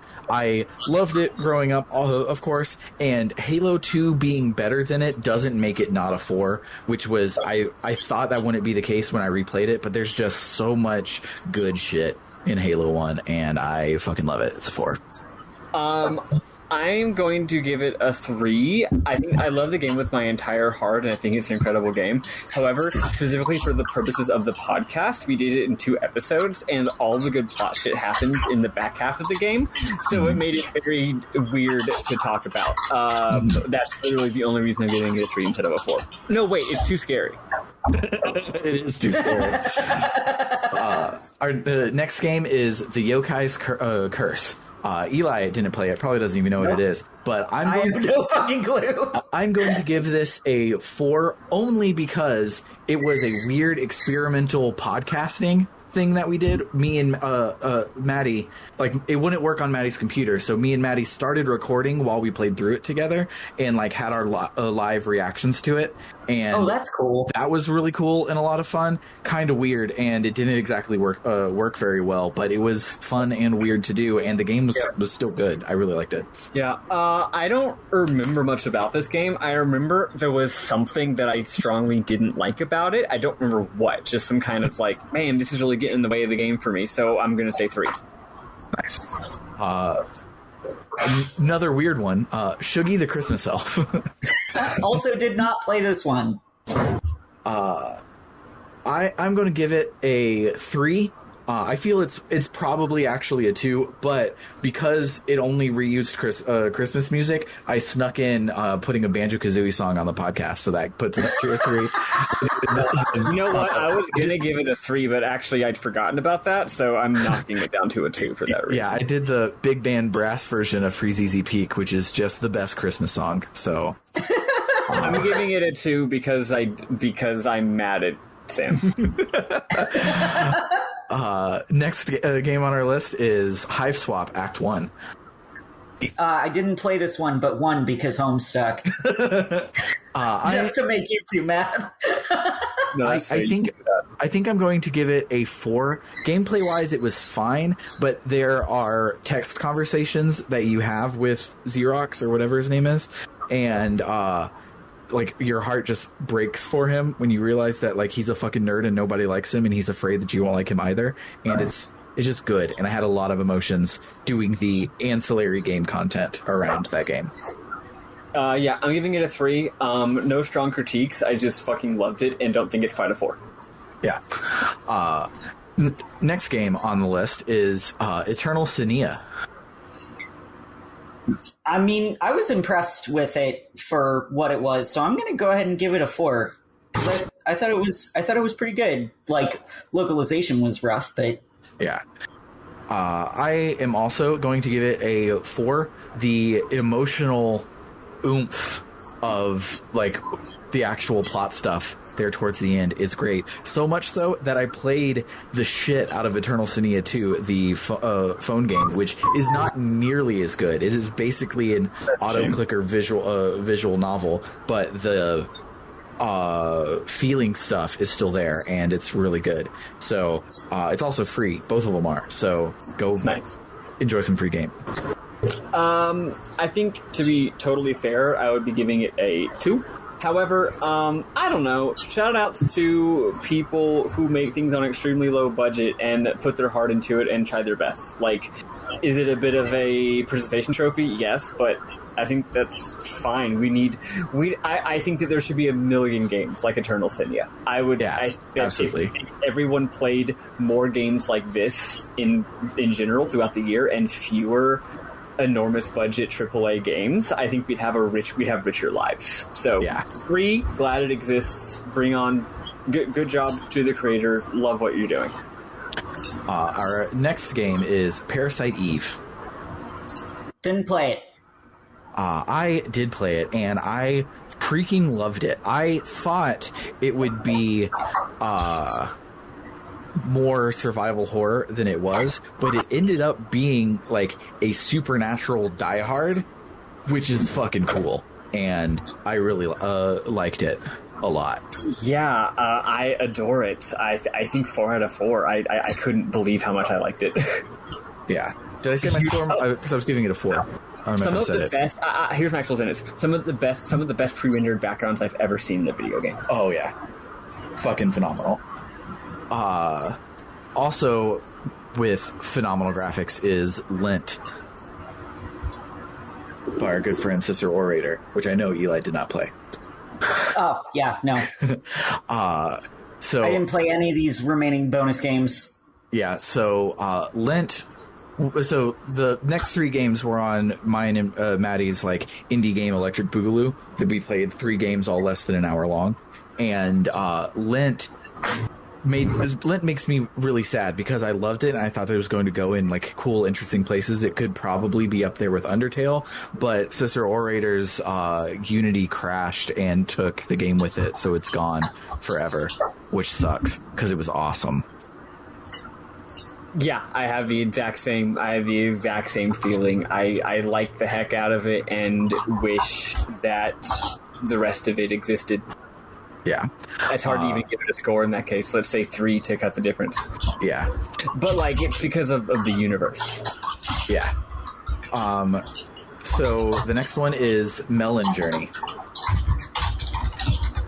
I think Melon Journey is one of the best NPC dungeon proof of concepts out there. Like, you had to go through the whole town and talk to everybody to find all of the things to start putting the puzzle together in your head of how to get to the thing and do the thing. And every character was silly, and every character was like unique, and it was great, and I loved it. 100 number? 4. Cool.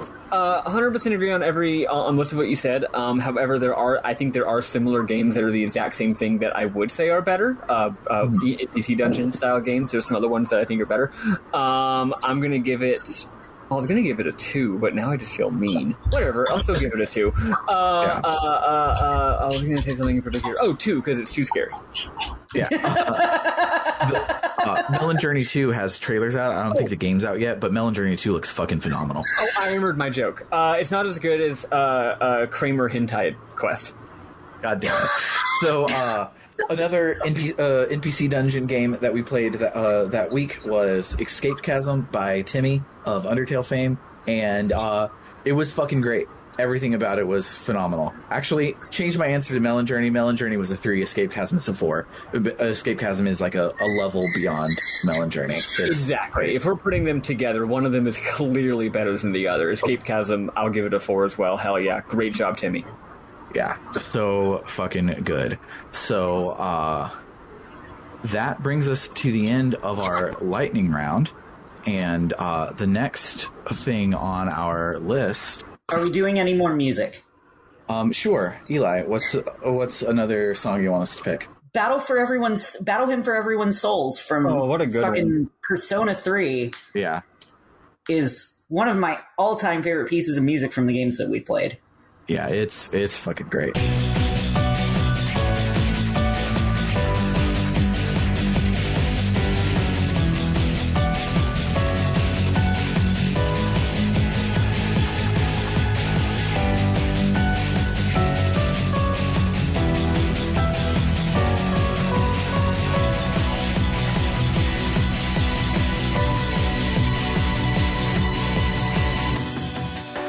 Anyway, go on. Yeah. So our secret, our last thingy has joined the chat. Introduce yourself, secret person. Hey, Eli, it's Michael. Hi, how are you? Oh my God, you're back. Hi. Yeah. Hi. Are you replacing me? Am I fading out from existence and you're taking my place again? No, this is no Kingdom Hearts game. I'm just coming here to pop in for the episode and say hi. Listen, I'm really glad that you said that you really wanted the Persona 3 music, because after how I heard your slander about Persona 3, I was very emotional about that. And then I heard I heard that like Maddy didn't like what is it, Legend of Dragoon's combat, and I'm like, okay, so I guess we got bad opinions going around everywhere today. All right, I just wanted to apologize for everybody for the slander that came out of Eli. I'm going to tell you something. The one thing that I really appreciate about you when I think about the RPG book club is, I'm a very hardcore gamer. It's actually very intimidating for some people, like Nancy, who I do a podcast with, because I like to be competitive, and she's like, oh, I'm just here for the fun. And but what I realized with people like Nancy and I guess what kind of makes me think about with us is that you really remind me about like how enjoyability, intuitiveness, and readability in a video game are all so important, because I realize that I will tough out anything if I'm obsessed with it, and you won't, and I love that about you. You have a limit. You will put your foot down. You're like, fuck this, and I'm like. There have been so many times Eli's like, here's my objective reason why this sucks, and I'm like, I have no objection to anything you just said. Like, sure. Yeah. I'm a fucking psycho who thinks that that's good instead of bad. Yeah. I really love that about you. Actually, I can't prove you wrong. I'm just an idiot who thinks that things that suck are good. Yeah, I really gotta say that, I really appreciate how you remind me that a game is a game, and that I should enjoy it I should play it to enjoy it, and not necessarily to always scratch an obsessive itch. And I'm proud of you in so many ways, because I remember when we first started the podcast, you didn't feel like you would say a lot, and I really do feel like the Eli then and now are at least a little different in how they express themselves, and I love the fact that you will be like, this was awful, I fucking hate this. I love how I just could, like, that's not really how you were. You were so like nice and just like, you didn't really want to like offend anybody, and here you're just like, no, Mama, I'm tired. Like, you know what I mean? And I love how you actually said like, oh, here comes Eli. Like, I hate every game. And I'm like, you should absolutely play into like that slant. Like, I really think that's your strong suit. Really? Like, it's okay to be a hater. Honestly, like, so, go ahead. To explain, when we first started this podcast, Sam's whole thing was, we have to be positive boys. We have to be positive. And, we can't hate on these games. We're playing them because we want to enjoy them and we want to love them. But I just got to a point where I was like, no, this is bullshit. Yeah. Well, they're RPGs, and this is what they feel like. Yeah, and I do think that, like, I don't think we ever really gone against that, because, like, we're never, like, insulting, like, the guys who made the games and being like, No. Like, it's not like, how there's some YouTubers out there who just, like, their whole bit is just like, I'm going to get engagement by being a negative asshole. I think Septerra Core sucks, but I don't think the people who made it suck. And I'm never going to come down on them for trying their hardest, because they definitely did. I can tell that this is a game that they put their heart and soul into, even if it didn't come out as a game with much heart and soul. Like, I never want to be that guy, but I spent a lot of time being nervous about, like, well, I'm not really enjoying this. Is it okay for me to talk about that? But yeah, I mean, over the last 4 years, I've finally gotten to the point where I've shed a lot of my fucks. Yeah, and the thing that I love about you, Eli, and it's proof of the fact that you are a positive boy even when you hate things, is we just went through and ranked all of them, and you gave, like, what, 3 games a 1? You yelled at every single game on this list at length, 4 hours, and yet at the end you were like, this fucking sucked. 3 out of 4. Great. It's great. Rogue Galaxy can still get fucked. And I love how my favorite thing about you rating it is that you were like, all these you hated Rogue Galaxy, and then you follow it with like Sailor Moon, which was a rough game to play, and you're like, oh no, I love this, and I'm like, what the shit is going on right here? What shenanigans are? Listen, I'm just, seeing how you are just so much more upfront about the things that you think and feel is really radical. You've always been a favorite of mine. I love you so much. I love you too. And I don't know. I'm happy that you are really liking Final Fantasy XIV. I literally have to play my console games, and that's the reason why I have not touched that game, because I want to play Sage so bad to fulfill like my damage healer fantasy, and I just know that if I touch that game, I'm going to be lost. Hell no. I can't do it right now. I can't do it. I gotta say, on the idea of like being like, taste is very complicated. We're not talking about FF14 right now. That'll be for the future. But before we started this recording, I did send a bunch of messages to the private chat with the 3 of us, being like, yeah, in the bit of FF14 that I've played, which is about halfway through 7th Astral Era, I'm like, the battle system's boring, the world building is uninteresting and largely nonsensical, the plot is dumb. It's one of the things I've ever played. Wow. Yeah, I played through Shadowbringers, so I really do understand like why the story plots are. I get why Eli loves it, especially coming from like an MMO space. I see why he loves it. Walker will change your fucking life. Oh my god, don't tell me that. That's how I feel about Shadowbringers. Jesus Christ. I know. I will be like degenerate trash with that game and be like, I am a sage, because I will do that. When you do play, please talk to me about it. Okay. Like, constantly as much as you can, because I need more people to geek out with about it. Yeah, no, I absolutely will. I want to make a male Vieira because I am trash. Oh, yes. Of course, I am you really do. awful. The man buns are so good. They're so hot. good. They're all like beautiful trans men, and it's wonderful. They're hot. I don't care. They're hot. I don't know, man. I'm really happy that we did this together. You know, because like you really do remind you remind people that like if you're not enjoying this shit, don't do it. And As the famous Sharerzone meme says, if it sucks, hit the bricks. Yeah, you know, and you really, I mean, like, here's the thing, like, you also, like, the nature of a book club is that, like, you just need to know the story and follow along. And so, like, even if you're not playing it, if you're watching a walkthrough and you're like, oh, I'm cheating, it's fine.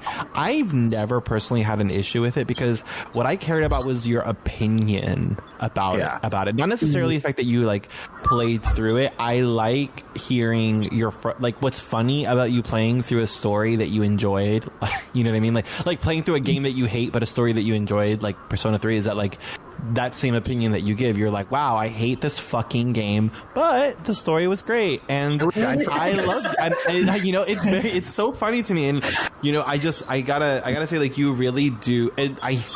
You know me personally, and like I'm such a hardcore person, and I guess I'm coming to an age, you know, because I'm an old hoofer, that I've realized that like I have to enjoy games, and I'd rather keep people around me like you, because like you will be like, fuck that shit, and I need to be like that. I truly do.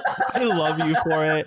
Just thank you for being there. Just also, like, you always articulate things really well. You always get to the point. You never waste time. You always like you it's just I love you. I can't wait to have you on Viva Geek with me and Nancy for an episode, just so that we could dish out again, because I'd fucking love to do that. Thank you. Absolutely. I would love it. I have said millions of times that Eli is the heart and soul of this podcast, and I stand by that, because like there's a thing that I learned in game design fairly recently. I don't remember who I learned it from. I think it was OG Plus Cast mentioned this about Ultima being ridiculously broken in Final Fantasy VI, but the game doesn't lose if the player wins, and Eli's journey through this. He's review of DQ5. Maybe so, but because I'd never read his review of DQ5 because I hadn't played it yet until the podcast, and I wanted to do it. So it might have been similar vibes, but Eli, with going through this podcast, was like that all the time. Like most of these games, he had cheat codes on, or put it on one of those mercury birds that drinks out of a water could beat this game. Just put it over the A button. That's how easy you have it set. And like you still loved Lost Odyssey, whose gameplay is my favorite thing about it is the smushing together of all of the gameplay, and you took all of that out and you still loved it, because engaging with art doesn't have to be the same way for everybody. And video games is the art form that people seem to forget that about, because like in like reading books, like there are people that'll read the last page first and then do it, and who cares? That's fine. They'll do audiobooks. Who cares? That's fine. They'll read a wiki summary because they're just kind of interested in the world but don't want to sit there and read the thousands of pages to get through the series. Like we've all agreed that that's okay. But in video games, people are like, no, you have to play Sekiro on all the way hard, and that's the only way to engage with games. And that's not how Eli does things at all. Growing up, one of the things that my dad told me was the only thing more pointless than playing a video game is watching someone play a video game. I spent a lot of time on this podcast watching people play video games. You know, I do gotta say, just that, like, the way that you can just talk succinctly about what you do or don't like, I think is one of my favorite things about you, coming from people who talk so much. I just like that about you. You're able to give it to me straight, like, Do you like it? Yes, no. And you can even go, you can talk long-winded about it or not. And generally, if you don't like something, you will be succinct about it. And I'm personally a fan of that because you are funny when you don't want to talk about something. You are funny. You are funny, Eli. You are so funny. I love you, dude. You're great. You're great. I couldn't see you take a hiatus or a break for whatever you got to do without just letting you know, like, you're fantastic.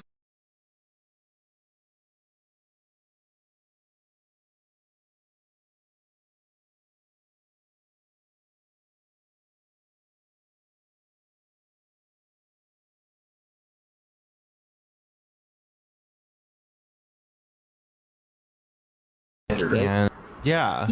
Okay. Yeah. Yes. Okay. Well, of the three main people who were part of the podcast, and not just popping into one episode to say hi, Eli is the only one of us who is engaged in a very, very difficult and very terrifying labor struggle right now. So, like, fucking shout out to Eli for that, for being on the front edge of that. Obviously, I don't want to talk too much about it because there's degrees of privacy, secrecy, etc. when it comes to labor struggle. But holy shit, it's one of the most important things to happen.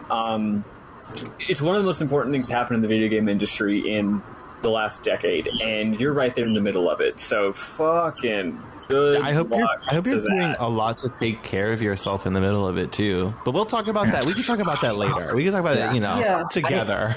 I am proud of Eli in the way that, like, supposedly, I don't know this because my dad sucked, but apparently dads will, like, show up to the kids' fucking chess club meets and, like, scream their asses off, be so proud of their kid and have no idea what's going on. That is me with Eli, with all of whatever the fuck it is you do on Final Fantasy XIV.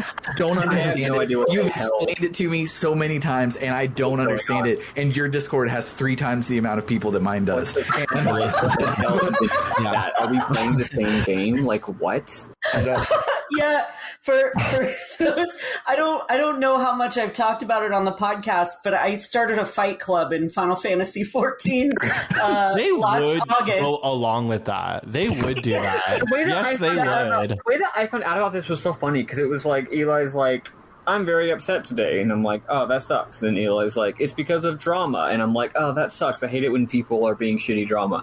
And then he's like, Eli's like, it's because of Final Fantasy XIV drama. And I'm like, oh yeah, man, guilds, are they called guilds? Free companies. Free companies can be so tough with the drama. I'm sure that, like, people weren't showing up to the raids, and I'm sure some of them were dating and they broke up. And then Eli's like, yeah, it's the drama with my virtual fight club that I run. And I'm like, I wish to live your life. It was like record scratch, like, brrr, like, yeah. I'm sorry, you lost me. Can you just, like, imagine just, like, walking in and Eli's just looking stressed and he's like, guys, oh my god, help. And we're like, what's going on? He's just like, my fight club. Okay. You don't understand. It's so much. And I wish, I love that. I love this. This is my favorite. To give a brief rundown of the story of what happened, I had been... So I'm a role player. I had been working at this place called the Radiant Plume, and I had become their announcer for their fights. And it was a fight night event that they did every other Thursday. I was really fucking involved. And the owner of it came to me in May and went, hey, so I can't do this anymore. Could you take over? And I went, fuck yeah, I can. And I took over for an entire day. I changed one rule and everybody fucking lost their shit. Like, so basically, like, they had a rule that it was okay for you to be under 18 at the fight club. This fight club did not have any rules other than don't kill anyone and don't burn down the venue.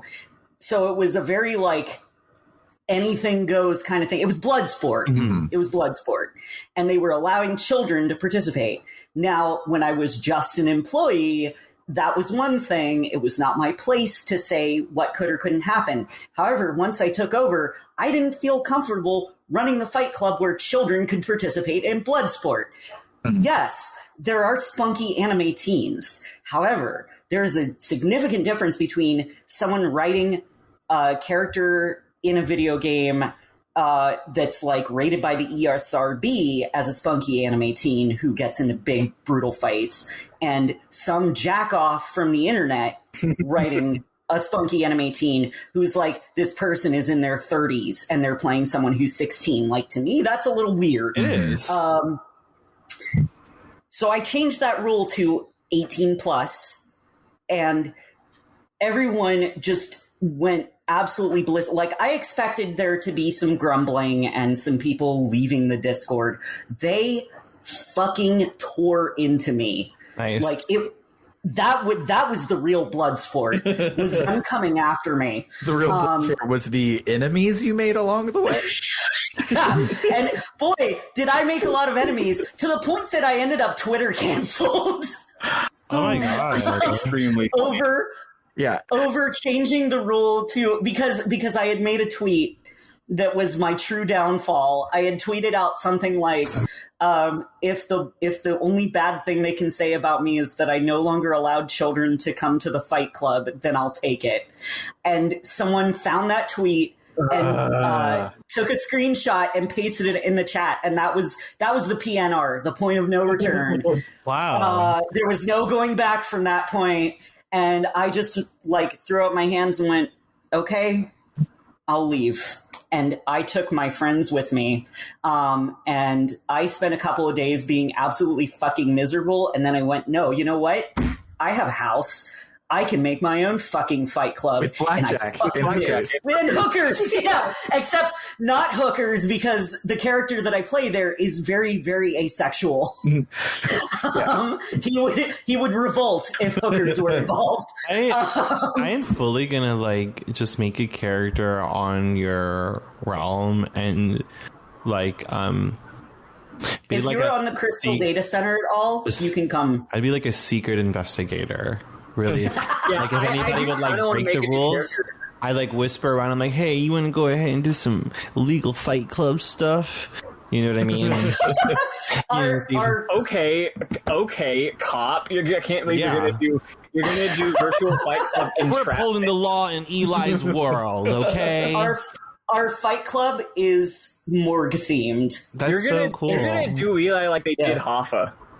I'm gonna make a character because I'm not even really into RPing like that, but I will make a character, and for the sake of continuity, I'll stay in character and like report back on what that was like, because that would be fun. I would love that. Holy shit, I'm gonna do it. Okay. Hey, I want to pause real quick. I'm really enjoying this. I actually need to leave, but I don't want to ruin everyone's fun time. So, do you mind if I just report the top and bottom games, sign off, and then y'all can just keep hanging? Yeah, go for it. Okay, so I'm actually going to do all the games. By combining games that have the same score, we can identify a number of tiers. So our top tier is a trio of games that are just completely unsurprising. We're not breaking any ground. We're not having unique, unusual, avant-garde taste. The top three games of all time on our podcast are Final Fantasy X, Phoenix Wright, and Chrono Trigger. What a shock! What a shock! That's with 12 points. With 11 points, games that are also incredible, except I think specifically because of me not thinking they're quite as good. Dragon Quest V and Lost Odyssey. Games that are amazing, but not quite on the same level as the other ones. Next, with 10 points, we've got Legend of Dragoon and Danganronpa.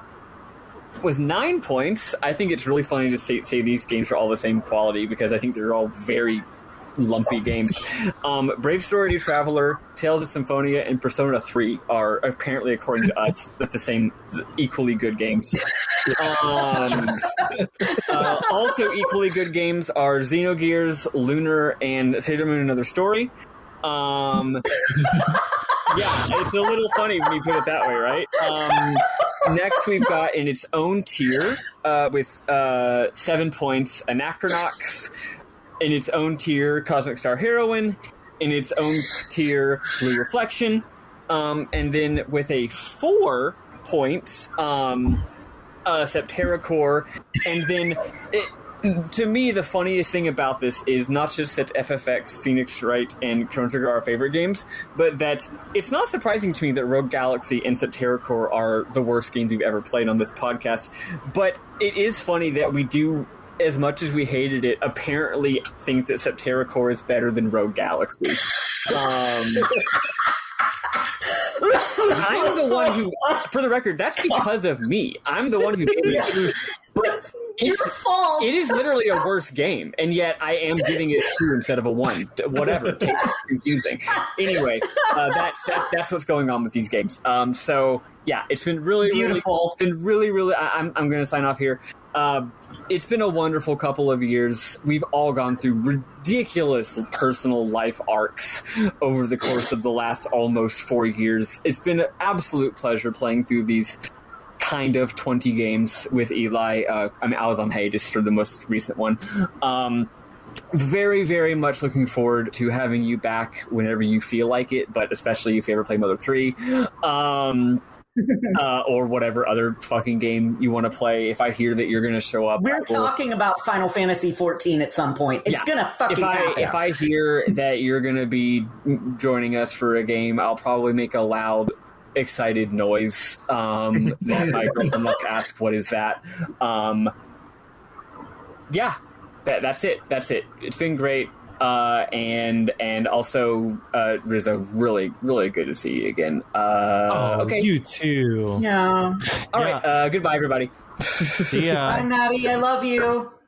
Yeah, I gotta say the same.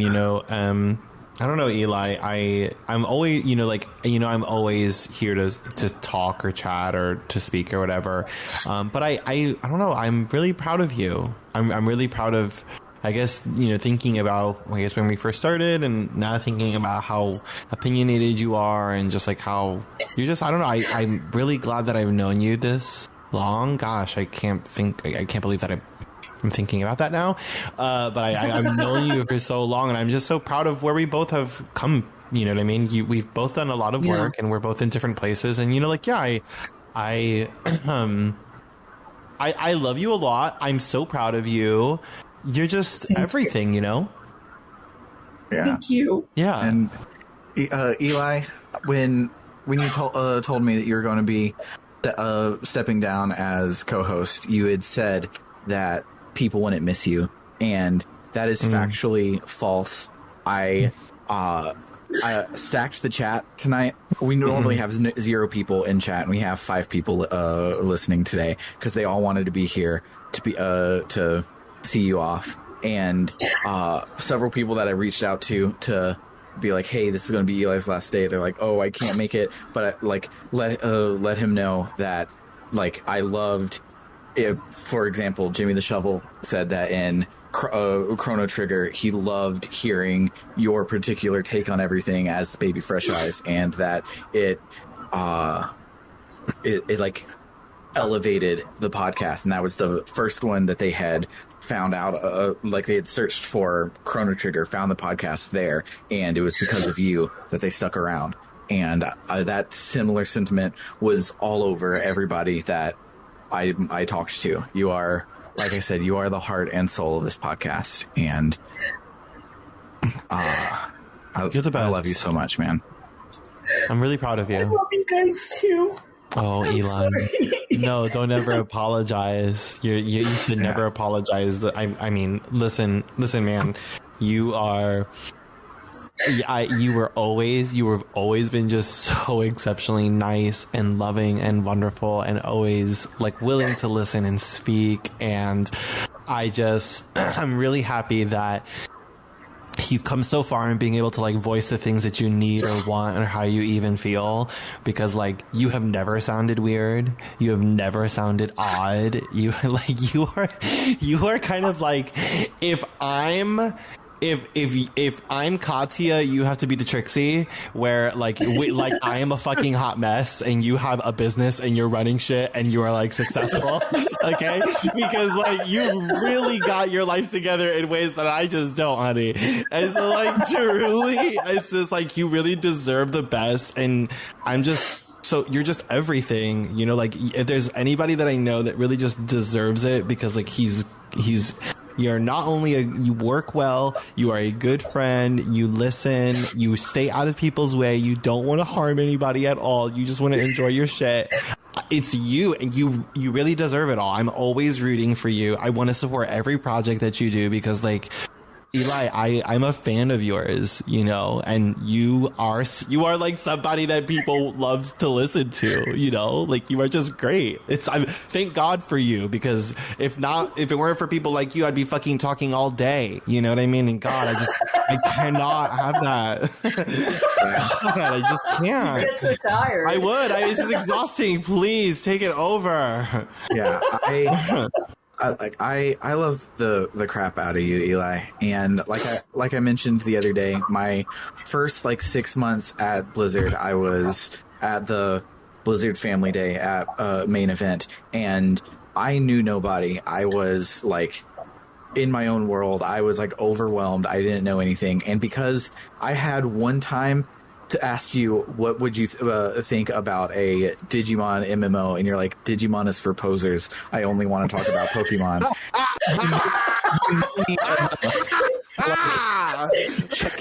check in on me and talk to me that day, and it stuck around me so much that because me and Rizzo tried starting this as just a guild group, it offline or technically online, but not on mic at Blizzard, just in our internal stuff, and nobody would do it with us. And so when I was maybe we should just do this as a podcast, I was but I think we would need a third person. I instantly went to you and thought of you because you're a great person, and And I knew that you wouldn't say no because you have anxiety about telling people no. There's this part I mean, that's accurate, yes.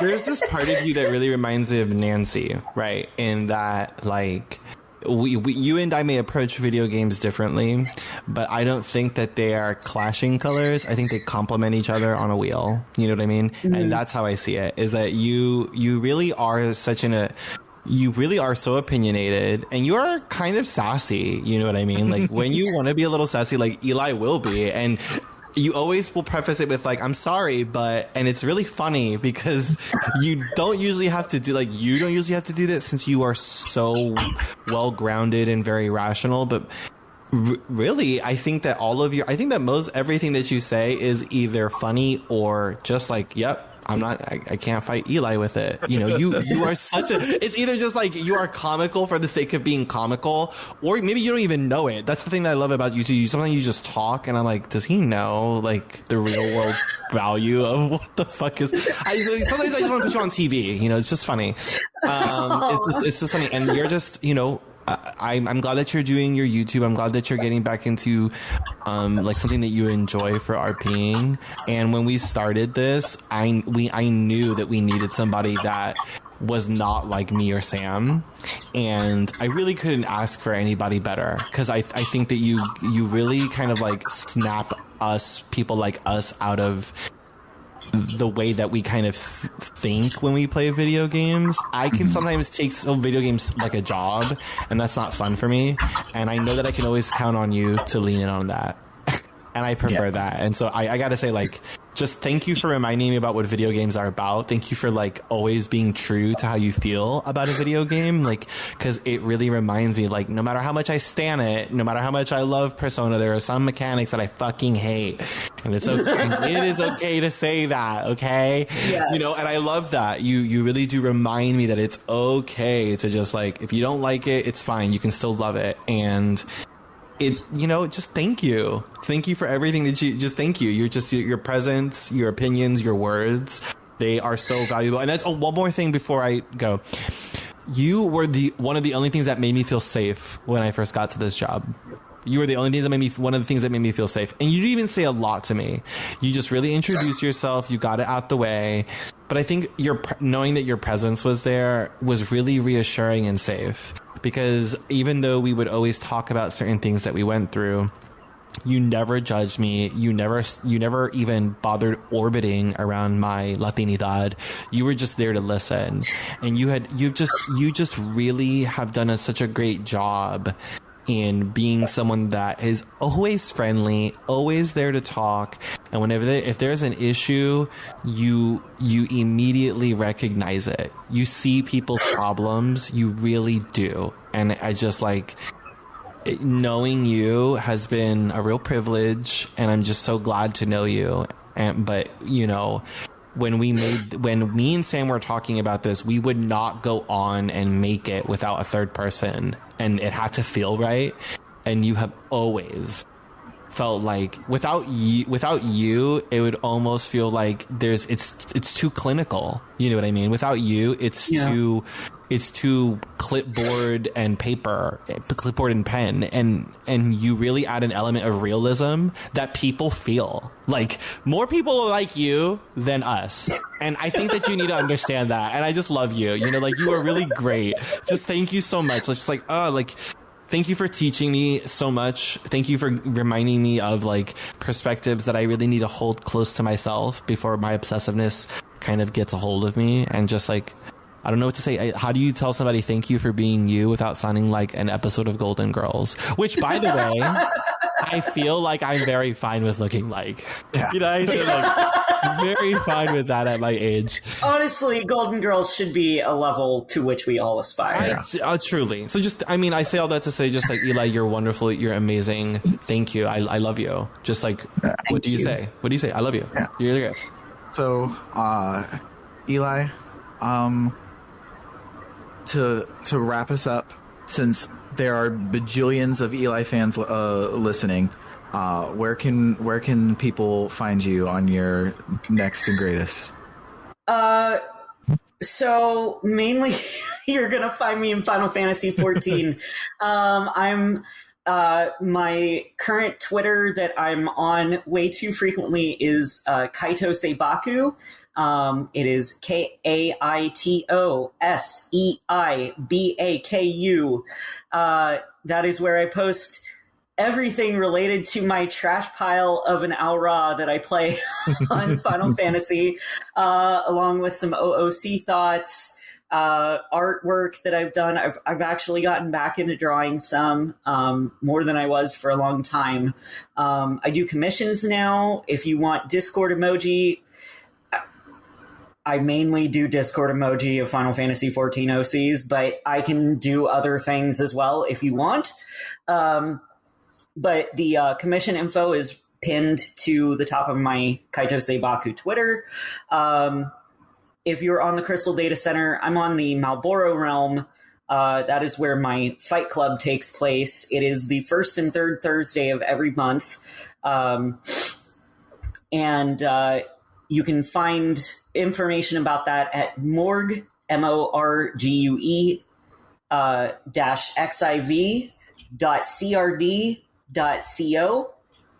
That is the card for our venue. It gives all the information about where to find us, when to find us, etc. Our next event is going to be on January 6th. It's going to be Starlight Festival themed because we've taken a break for Endwalker, and which means we're going to miss actual Starlight Festival, but it's fine. Yeah. We have tournaments once a quarter that's going to lead up to our anniversary tournament in August. It's going to be a tournament of champions. It's going to be really fun.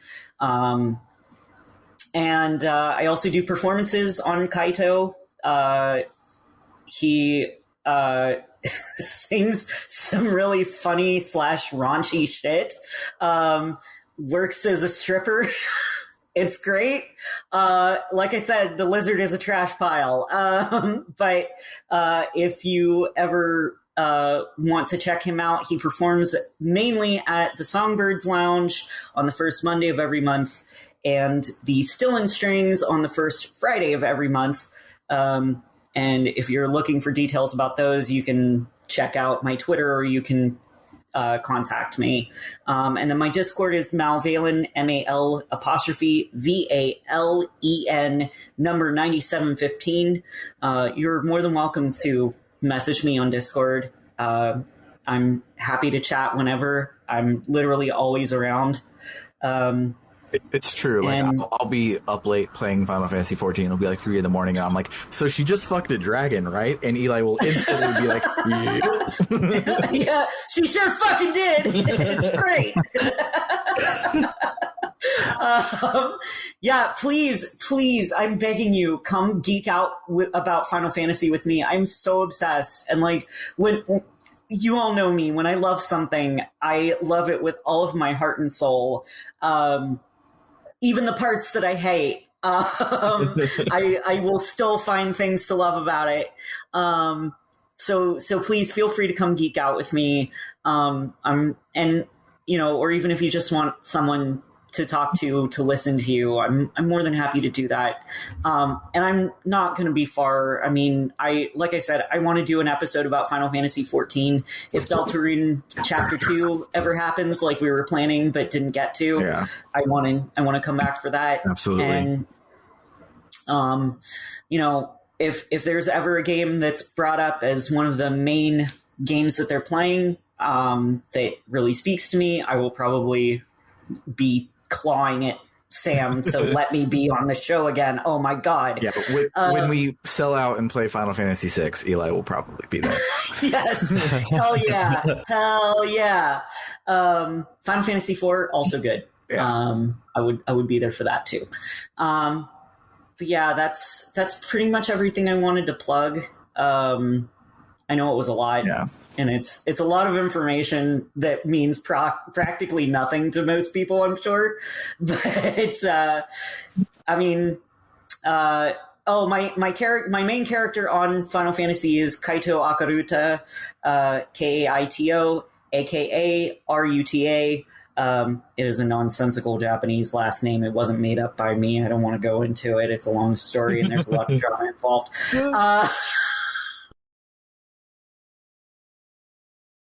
Regardless, he is on Malboro, so if you ever want to come hang out with me in Final Fantasy, feel free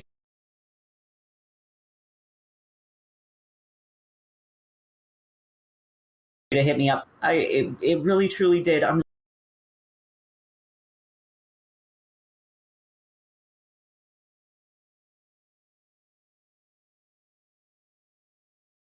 so glad. Me too. So good hearing you speak out you did at work during that meeting with Ian. Yeah. I was very,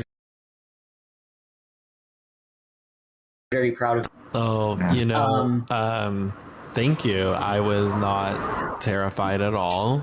I was not terrified at all. And after I did it, I told Mikey Barra that I did it myself. I have nerve. I told him myself that I did it. Yeah, and I certainly, especially like, well, you know what? I'll tell you about it after. I just want to say one last thing. I'm so glad that we chose to do this. You really, you two really have just been a blessing in my life, and I'm not somebody that. I know I'm not great with communicating and like how I feel and stuff like that, and it's a fault of mine. Call me a bitter gay guy, whatever. I don't give a shit. Like that's fine. I'll eat that stereotype, right? But, you know, you guys mean a lot to me. I hold you very close in my heart, and when I think of like, you know, the RPG book club, I think of just us really just being nerds sitting at a table just talking to each other about video games. And really, you have always kept that essence, and I can't wait to see what else happens, but just I'm really happy that somewhere on the internet is immortalized, you know, the time that we spent with each other. So thanks, because you guys are really great, and I appreciate you guys a lot. And that's all before I start crying, because I'm not going to be that. I'm not doing that shit on here. No, I have a dog. You already made me cry. I have a dog to walk. I'm not doing that outside. Oh my god. like in the cold weather in a sweater, just like sobbing. No, I'm not doing that. I really. Oh my god, cold. It's 43 degrees. That's not cold. Oh my god. It's 18 degrees outside right now. You know nothing. Jesus Christ, that sounds awful. No, but seriously, I'm so proud of where we are and where you've been and where you've gone and where you're going to be. And I will always be your bard. You know, I'm always here to support you. I'm always going to be that for you. I promise. I love you both, and I'm so happy that you invited me to do this. And honestly, I'm still torn about dropping out. It's okay. And because it really does mean a lot to me. Yeah. And I never wanted it to come off as I'm not having fun or I'm not invested or anything like that. There's just so much shit going on. Yeah. Sometimes life hits you hard, you know? And you were there for me when life had hit me very, very hard too, you know? And that's important to remember.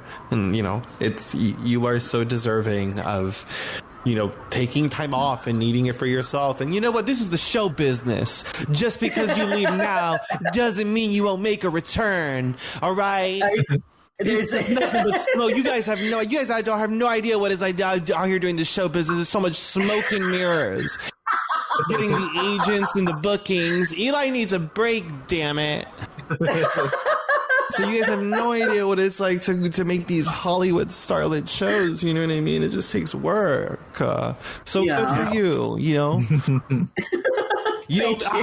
We'll be creeping here in the book of like you'll be back. You know, I mean, in the hidden, there's a very strong possibility that it's not going to last. In the hidden crevices somewhere of like of a bookshelf, like of a library labyrinth, you'll find the RPG book club. skittering across the ceiling on my weird lizard man. Everybody in the RPG book club is just like an arbiter of time in the library of time, and just like everybody. And no, seriously, I don't know how to say. Just I'll stop talking because I got to go walk my dog anyway. But you're just everything. I love you a lot. I'm proud of you. I'm proud of us. Sam. I'm so glad that Sam asked me to come here and say this because you deserve it. And I just thank you, Sam, for inviting me, and thanks Eli for just like being you. You know, thank you for being you. You're fabulous. You're wonderful. Thanks. You're it. I love you both so much. Thank you, and everybody who's listening. Thank you for supporting me all this time. It really means the world to me. And we will continue to. And if they don't, they'll hear from me and Koji and Eli. Just in case you never come back, which you probably will, but just in case, I want you to be able to sign us off. So, for RPG Book Club, I have been Sam Allman. I've been Eli. Did I misunderstand how this works? I don't know how it's supposed to be either. It's been forever since Rizzo was here, but we'll do me, then Rizzo, then Eli, and then Eli will say our sign-off. So, for RPG Book Club, I have been Sam Allman. And I have been Michael Rodriguez.